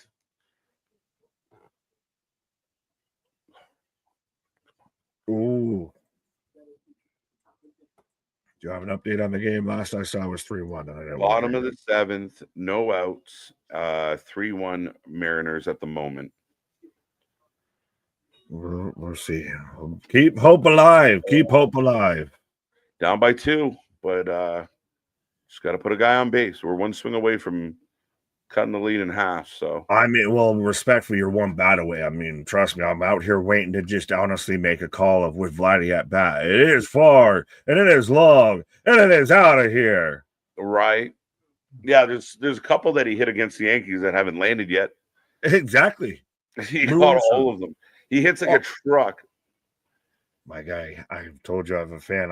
I'm a Yankees fan. Yeah. And Pop, when he's out there, Yankees lose. You got to watch that documentary, Who Killed the Expos. Oh, send me a reminder or a link or anything like that. Yeah, they just put it on the on Netflix. Who Killed the Expos? It's if it's on that, so yeah, just a documentary about what happened to the poor Montreal Expos. Now the Washington Nationals. The Washington Nationals. Well, it's like my neighbor actually, who's from Connecticut and everything, had like the old what are they called? Like the not pins or whatever, the flag thing that you get and everything like that. Pennant? Yes, thank you. For the Hartford Whalers, and she even pointed out like now the Carolina Hurricanes. I was like, whoa, that's a fucking callback. Hartford, the whale. Let's go. Yeah, it's a lot of in shifting. Winnipeg, Atlanta. Oh, back to Winnipeg. We might be going back to Atlanta. Anthony, season tickets. Let's go. Yeah, what fucking would you call them? The Thrashers again? I don't know. Yeah, the new management group. I wouldn't suggest it. You wouldn't like a callback. Like if NBA ever goes back to Seattle, it's got to be. They got to be the Supersonics, right? Yeah. I loved the Supersonics when I was growing up. Gary Payton, Sean Kemp, the glove. What are we talking about? Gary Payton talked the most shit. He was a guy. He was a point guard that made his credibility on being a defender. Yeah, and talk smack the entire time. He lit you up. Yeah, I watched. There was a thing that popped up on Netflix for basketball and everything, to where it's Gary Payton's old ass still in the crowd talking shit to Kevin Durant, who's playing still. Right. Kofi. Oh, big elbow. I forgot Kofi's still here. Kofi, LA Knight, Jimmy, Jay, Finn, maybe. Did we? No, Finn gone. Beats the Bowery. Oh, yeah, they went out after. My bad. I forgot about them. Yeah, no, Kofi's kind of one of those things that doesn't belong here. But again, Kofi, former world champ, and about to be and stay a former world champ. Right. I seen some jokes in the chat about Jobber. I mean, this is some decent names in here. Oh, I thought he was about to hit a Ushigoshin. Do we get a Kofi spot? Kofi, no, he done. Kofi out. Yeah, Kofi out. Kofi good to go. Dom Dom's still technically in here, but he out. Right. Seattle kept the name of the franchise trademark. Yes, they did. Money talks, though. Money talks. Facts. I don't think you could have it like, Seattle anythings. It wouldn't make sense. Though I do like the Seattle Krakens in the NHL. So you do? I like their logo. I like the jersey. I like it all.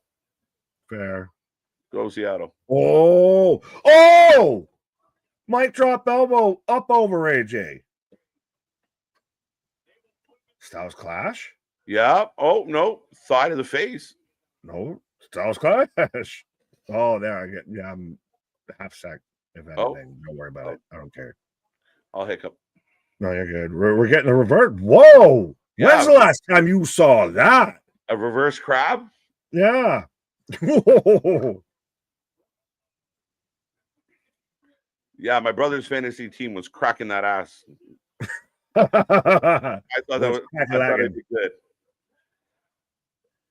I still always go with the old ever since I watched that Netflix thing with the Danbury Trashers. So good.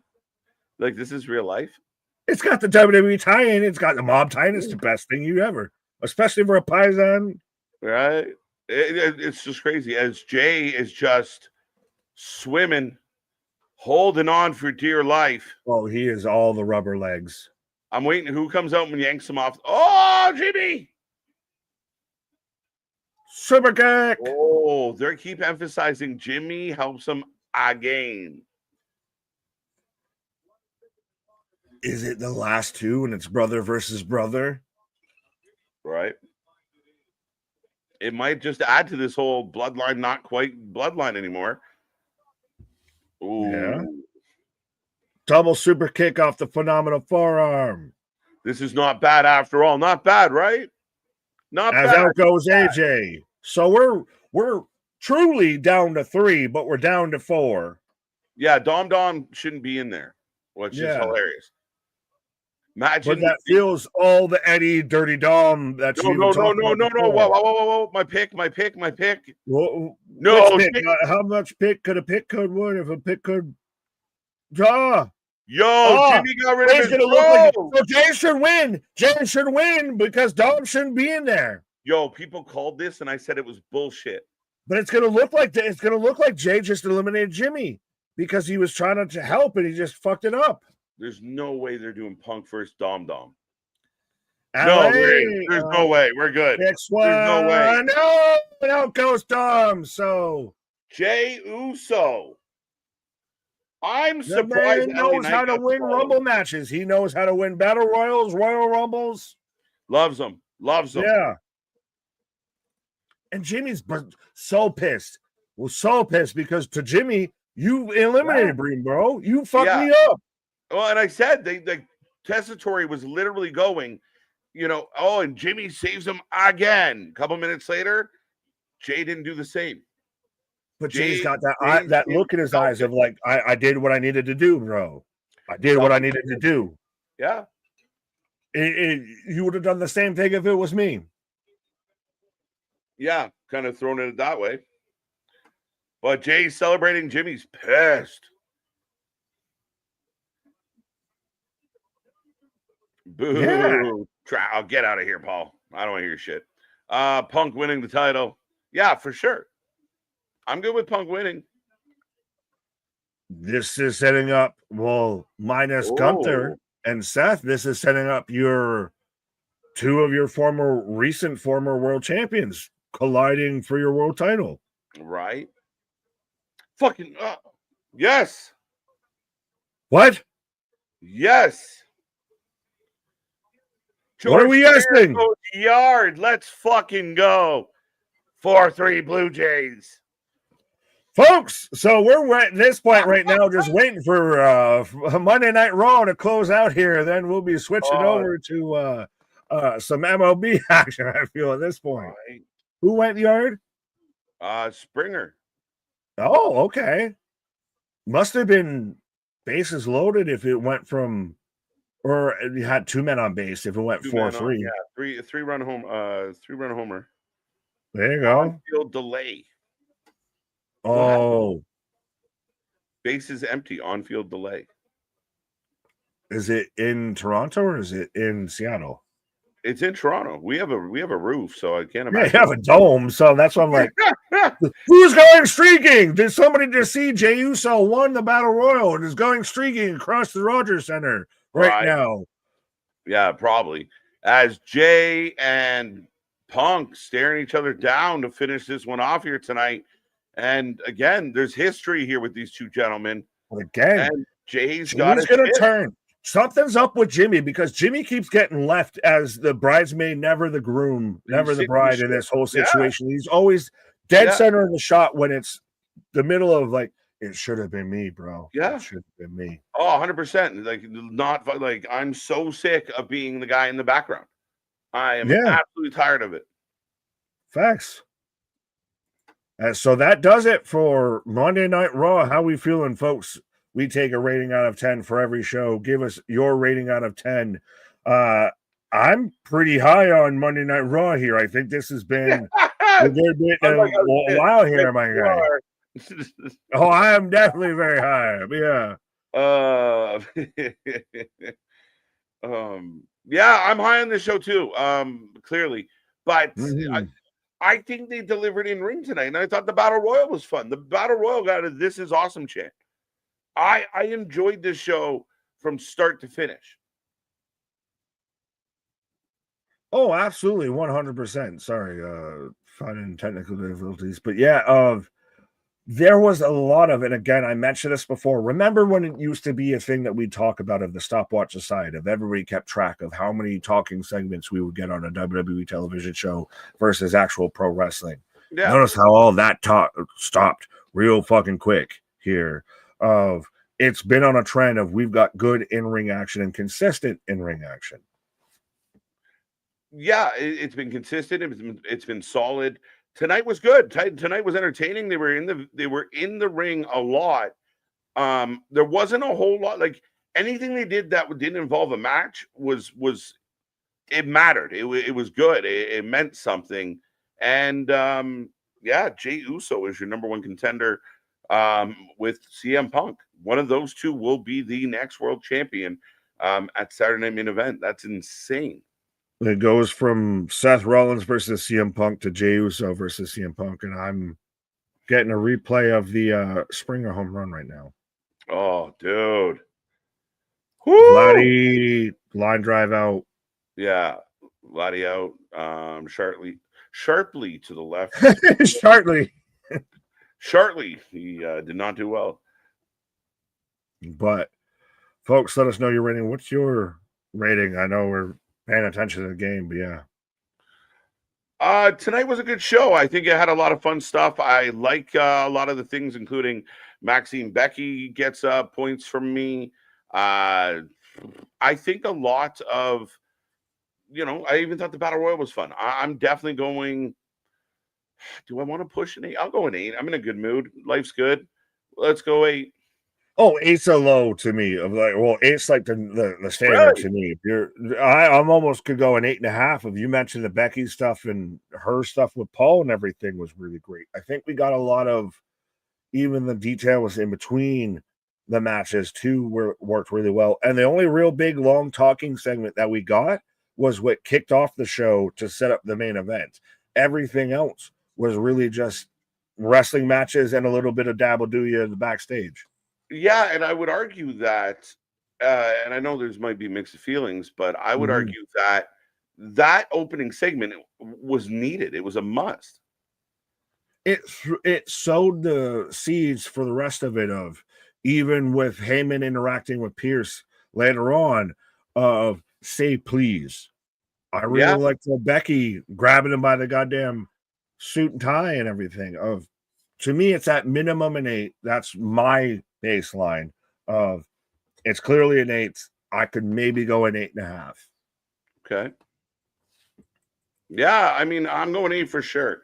And again, for all the reasons, I think it was a solid show. I know 6.5, boring, 8. I think we found the outlier. 8, 6.5. Come on, Paul. You suck. Bland lack of star power in the main event. You mean to where they put all of their main eventer guys in the main event? What the are we even saying at this point? You're just saying buzzwords to say buzzwords at this point. Respectfully, Paul. And honestly, if you're trolling, you're doing a better job than Boston. But I don't get it. If you're going to sit there and say, lack star power, you mean all of the star power in the main event? AJ Styles, Jimmy Uso, Jey Uso, fucking LA CM Punk just on in commentary. Lack star power. Okay. Okay. Well, Who did we need to call? Who did we miss? Right? Where's John Cena? John Cena. Right? My tribal streamers, the world is yours. Raw is cool, 6 out of 10. Oy. I wanted LA Knight to win the Battle Royal, but congratulations. So where's the 6 though? How do you get to a 6? Yeah, 6 seems low. I'm willing to have the conversation. I just want to know how we got there. Yeah, 6 seems low. 9 out of 10, 9.5. I think if our pitchers show up, the World Series is going to be ugly for whichever one of y'all wins.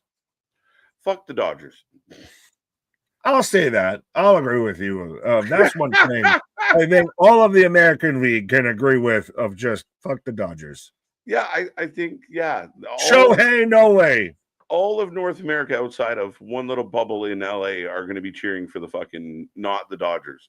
Well, no matter who wins here. If you get Seattle versus LA, the entire East Coast don't give a shit about this anymore. Yeah, it's true. We're being honest. They don't give a shit. Right? I'm not watching a 10 o'clock World Series game.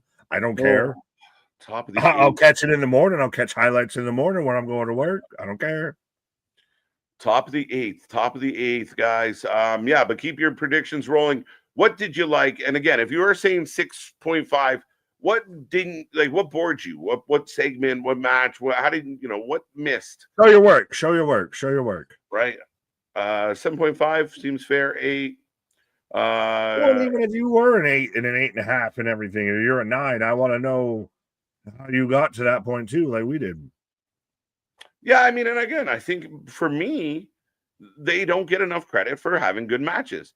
Maxine and Becky, no matter how you feel about Maxine, again, if we just did like a green screen match and it was just 2 figures and you didn't know who they were, you'd be like, this is a pretty good match. But it's because it's Maxine, it's Becky, it's a shit match. That's how people work. I think it was an okay match, and I thought it did its job. I think we're getting the third one at Saturday Night Main Event. And now, would people say the same thing, as we already got an out for the Mariners? Would people say the same thing if you took a Monet match and you just put it behind that way of, well, if it wasn't Mercedes, would people feel differently?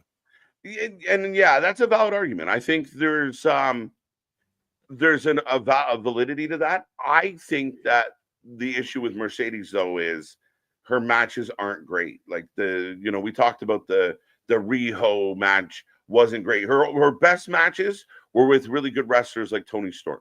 Yep. But if you put her in there with not someone else, she's not carrying a match well. She needs carried. Oh, and I can't wait to see when it's 13 belts Monet after she beats fucking Statlander. This is crazy. I couldn't believe they did it. Pulls our hair out. Yeah. I couldn't believe they did it that night.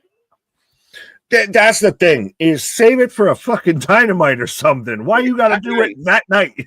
Like, what's the rush? Like, you didn't need to double up on her appearance. No. 2-1. That's no way that's a ball. That was straight down the fucking pike. Well, that one's a strike, though. Oh, where are you? I'm 2-1 count.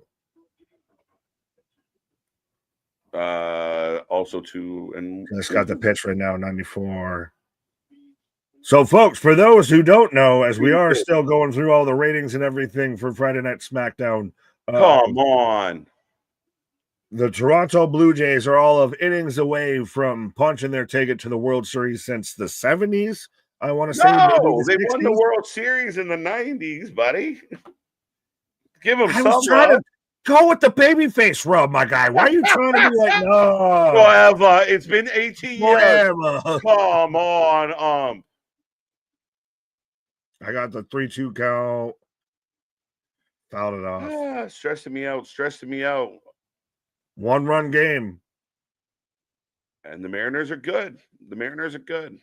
Now, if you're either team right now, do you start to go, oh, apparently, I said go and the man goed. But yeah, let's see if I can do this. Oop, nope.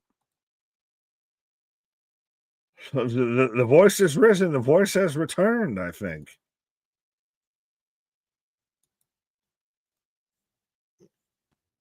Yo, Seattle's just landing the official on the strikeout there. Yeah, I didn't mean for you to go when I said to take it Yeah. a no. I told you I was shaking. My fingers hitting the wrong buttons and shit. Yeah, punch out right there. Right? We were going to talk about, real reactions. There you go. I'm logging myself out for no reason. Now, do you have like the Blue Jays have a theme? Because if the Yankees win, start spreading the news. I'm trying to learn the fandom here. Yeah, they've been running consistently. Oh, What is punches it? them out.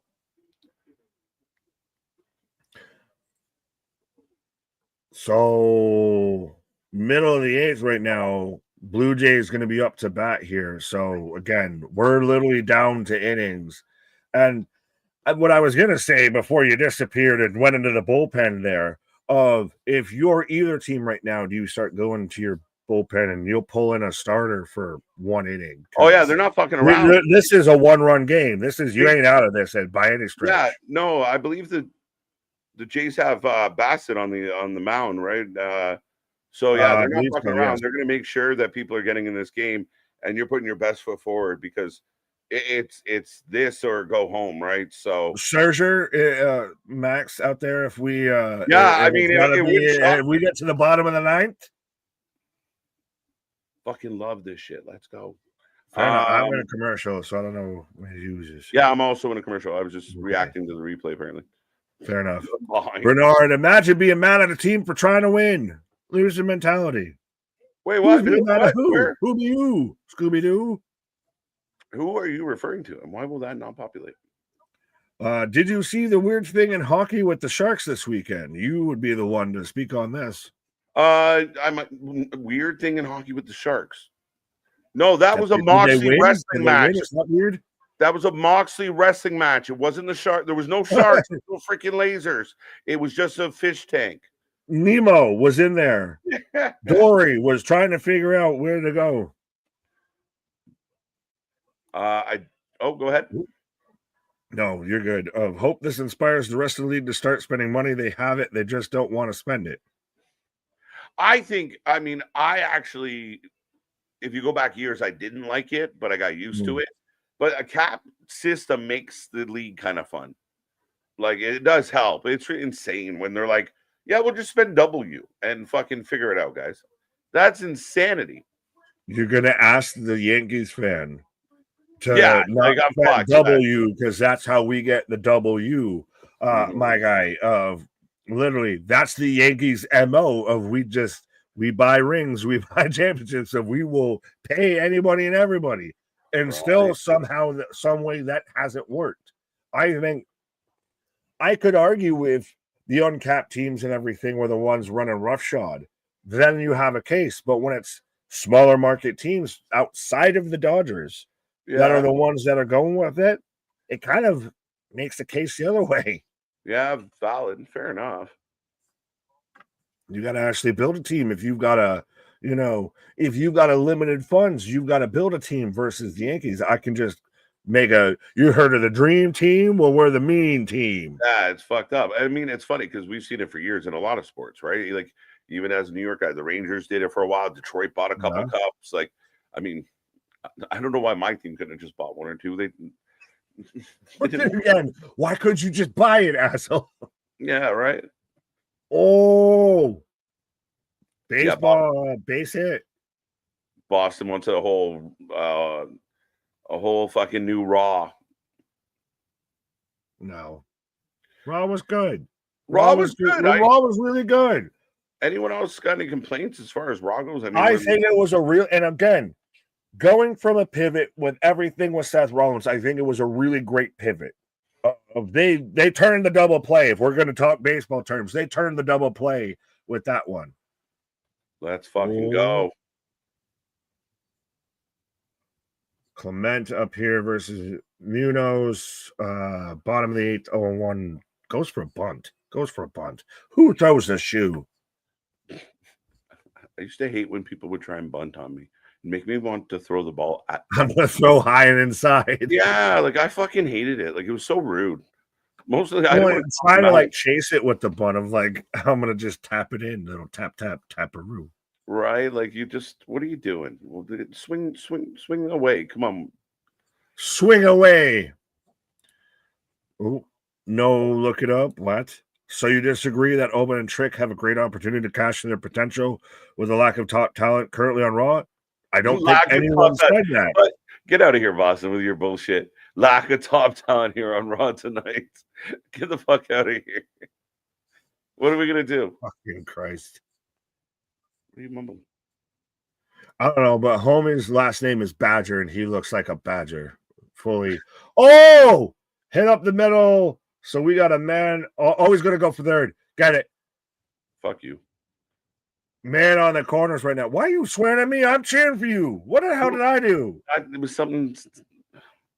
You converted the Yankees fan to cheering for you. I'm out here praising you, and you're yelling at me. No, relax. No. Ah, so intense. Let's go. Come on, stretch this out. 3 outs away. Man on the corners right now. And again, I believe no outs. Maybe, yeah. The Jays just have that grinding offense that, like, it's hard to keep them down all game. Like, you kind of got to know you're going to concede something. The Mariners, yeah, but I can't say shit when you sat there and put up 10 runs on the Yankees and everything.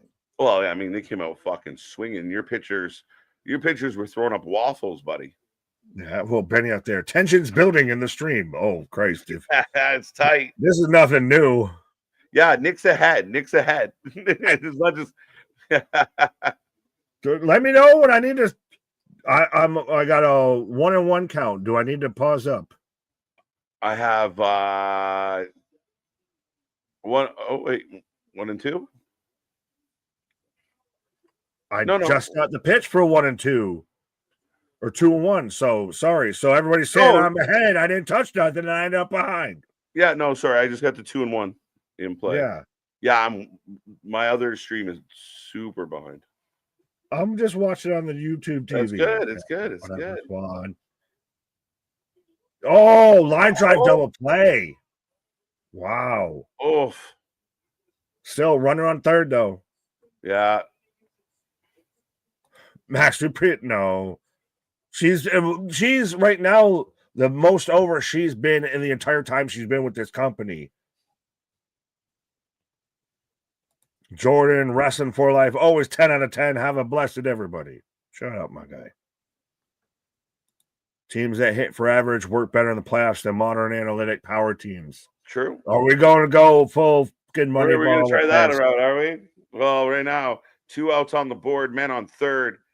Again, it would be nice to punch one more across going into the Tyler Falefa, the former New York Yankee. I love a good falafel. You love a good falafel? Who doesn't love a good falafel? I think after this, we're all going to go for a shawarma like the Avengers. I'm in. Yeah, I got an 0-2 count right now. And it's in Toronto, so all you got to go after this is you got to get through half an inning. 1 and 2. I wouldn't be surprised if you bring somebody in like a fucking. Do you switch it up and bring somebody in to just punch out 3 batters? No, I think you got to have faith in your guy. You know, your closer. You got a couple good fucking pitchers coming out of the pen. I think you'll be okay.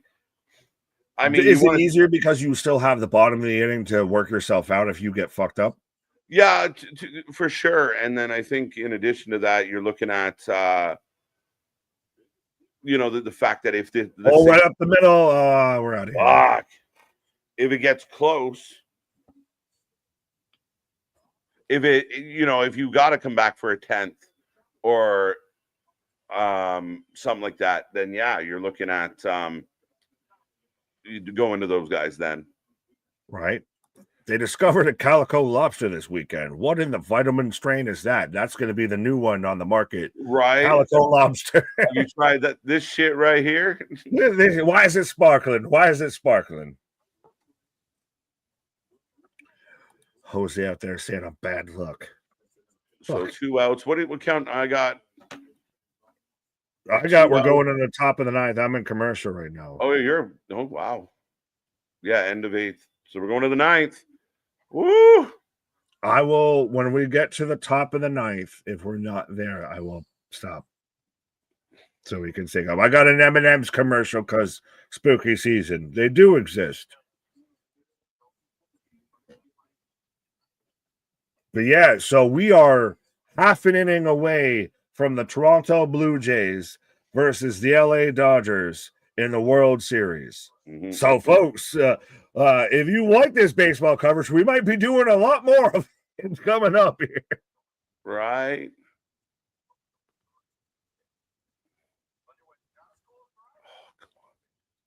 It feels. See, now you're going to know how it feels when I was with the Yankees when last year when we faced the Dodgers in the World Series. It's not easy. You have to beat them. Right. Now, top of the 9th, bottom of the order coming up, Rivas followed by Robles, and then Rodriguez at the top of the order. So a couple tough outs. And then you're getting into the meat of the matter. Now, though, this is where the pressure ramps up of every pitch is going to matter, of every swing is going to matter, of you pop up into a fly out. You're now 2 outs away from being out here. So close. It's so far away. Pitcher change. So in comes Jeff Hoffman. Oh, so you got that. I'm still in commercial. I got a Wendy's commercial right now. Not brought to you by Jim Cornette. Or no, his was Dairy Queen to where he crashed out in the fucking drive-thru. Yeah. This is out there selling me on all the new Frosties that have just become the Blizzards from... Oh. What? I had a moment. We're good. Okay. I right now have... Jeff Hoffman's now on the mound. Yeah. Start of the 9th. First I haven't pitch gotten the first pitch. I just got the first pitch. All right. So then you need to wait because I haven't got the first pitch.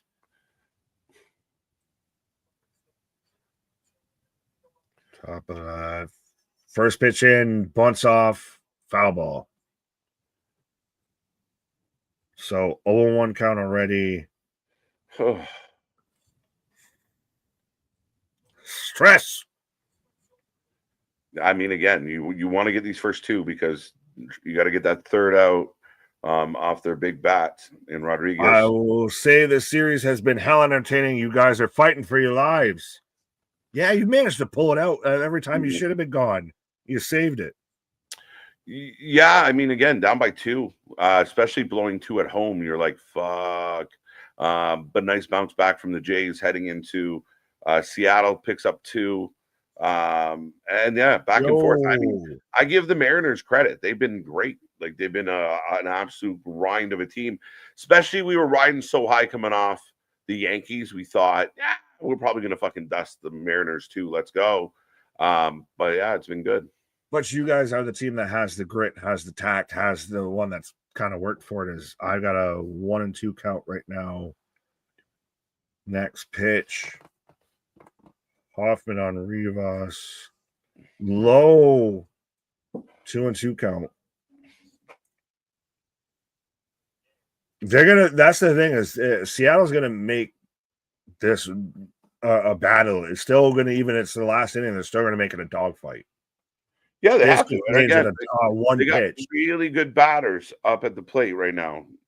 Outside 3-2. Well, and again, you just switched into the bullpen. So, like we talked about, do you trust who you've had pitching, or do you switch it up? They switched it up, so now we've got a 3-2 count. He keeps going inside. If I'm him, I go outside with something. Yes! High upside, high upside, high outside. First strikeout. So we are down to 2 outs right now before the Blue Jays are heading to the World Series versus the LA Dodgers. Crazy, crazy. Nice pitch as pinch hitter comes in. Oh, they're putting Kenzone. All right. Robles gets do I just keep talking while you're just holding your breath out here? Yeah, you can do. I'm like staring at the screen right now. You're good. I'll call it. You're the color guy. I'm waiting for you to just lose your noodle when they win, my guys. I do appreciate the people that. Yeah, I do appreciate the people that are still here. Again, if you want to keep talking about wrestling, by all means. But we are a little distracted. Talk about whatever, but we got baseball. We have stayed a little bit late to catch the ending. Pops it up. Catch it. No, it's going to go over the fence. So we got a 1-on-1 count right now. Because I got picture in picture. But yes, folks, again, we are back at it like a jackrabbit tomorrow for NXT. Monday Night Raw happened. But again, this is where you get that Brucey little bonus. And this is why we are who we are and why we do what we do, because other people can't do what we do, because other people ain't doing this. No, we're all about the fun, folks. And again, heading to the World Series. We're the source with the sauce. Like I said, you're saving other people from bad wrestling streamers out there. That's it. Go get your friends. Bring them on in. Yeah, as trust me, we're going to be having World Series coverage, I feel. We got a 2-1. Right. Come on, Hoffman. Straight down the pike, 2-2 count, 94. That's the thing is, well, he works inside, and then it seems like he works back outside. Yeah, so that high stinky cheese, bro. But now I'm waiting, though, do you time it up? Because, the first 2 pitches seem to always be inside. Third pitch is towards the center. He goes to the top corner. Yeah, well, he would. Goes again, gets him. Strikes him out. We are 1 out away, folks, from the Toronto Blue Jays being in the World Series. We got two. Let's go. Come on. Batter timeout. I might be slightly ahead of you at the moment, but I'm stuck. You're good, my guy. Trust me. I don't think whatever happens, you're going to still be stuck in that moment of, do I cry? Do I set the city on fire? Do I flip over a car? I don't know what to do. I don't know what to do with myself. I don't know what to do with my hands. But we are at the top of the Mariners order. Rodriguez, Raleigh, and Naylor. Oh, high. Ball up high. 87. I think he misses on the curve. Yeah, slider didn't slide.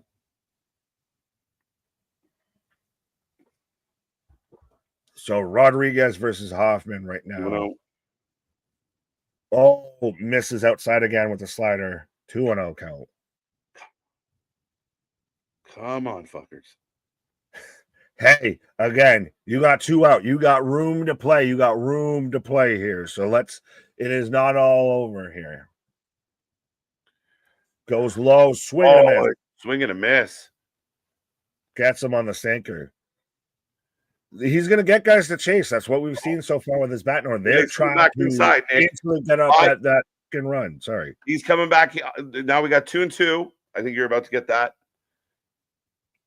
But he's coming back high inside for sure. Yeah. And let's see if they jump on it. 1 pitch away, folks. Oh, no, he went outside. Full count. Hiccup. Wild pitch hiccup. I don't want to lose them all, but I don't want to ruin it either. I got low with the 3 count. So full count right now as he goes low. So we are literally down to this next pitch out here. This is it. Dead or alive for Seattle. Toronto KJs or KJs Blue Jays? Let's fucking go. Let's fucking go. Chases it away. Bowl game over. World Division Series over. The Blue Jays win. The Blue Jays win. Let's fucking go. We're going to the series. We're going to the ship. Unreal. Do you know how much it just paid me to do the fucking Yankees win call out for the fucking Blue Jays winning this series? But yeah. Yeah, right. You Still, did. you see Vladdy celebrating and everything. And hey, if it couldn't be us, it couldn't have happened to a better team. And just goddamn it, beat the Dodgers here. Just don't be like the fucking Maple Leafs. But Listen, even Vladdy's just balling. So yeah. Oh, we're going to the This is such a fucking feel good. And again, they fought for it. They crawled through it. We at one point they were down 3-2, 3-1, and turn around and one home run. George Springer's the MVP of this game because in one home run he turned this game around. They've been resilient all damn season, and again, down 2 going into Seattle. They win 2. They force a game 7, eventually being down again. Even tonight, down 2 start, and they find a way to win. Shout out to the Jays. Shout out to my hometown. Good job, boys. We are, we're a little gun shy as sports fans out here. We got a little PTSD from past issues. So this is a big one. They're going to the series. We got Hose out here saying, duh, KJ's win. Duh, Jays win. Poor Mariners fans. You got 4 memberships coming on Friday. Bradley. Mariners are cursed. Eric saying, congratulations to your Blue Jays, KJ. Good shit, KJ. We'll see you on Friday. Yeah. The 3.5 hour Raw coverage tonight. 2 Jays, 1 tonight. Congratulations, Jose. The J and J's won. It's only fitting. J's all around. It's a J kind of night. That's what I'm gonna smoke the minute we get off here.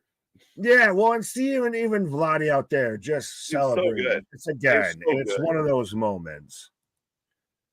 Whoo, dude! And we did all this without Bo Bichette. Like, I mean, things changed, man. It's crazy. What a squad.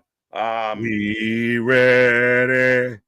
We ready. We ready for y'all. Right. Fuck the Dodgers. Fuck Tony Schiavone. Fuck fish tanks. Thank you for being here tonight, folks. Jay's going to the World Series. NXT tomorrow, the go home show for Halloween Havoc. We're here all week long for all your wrestling and maybe even your baseball, basketball, football, and hockey. So we got lots coming your way, folks. We appreciate your hanging around. Congrats, Blue Jays. Let's fucking go. Big win. Big fucking win. You're really trying to make me not do the fucking Tupac right now. First off, click and the click you claim. Good night, KJ. Congrats. Get ready. Yes, everybody. Our shit is real. Our shit is raw. Our shit is authentic. When you're talking about that Blue Jays, you better put World Series with it. Come back tomorrow, folks, and go Jays. See you on the flip side. Good night.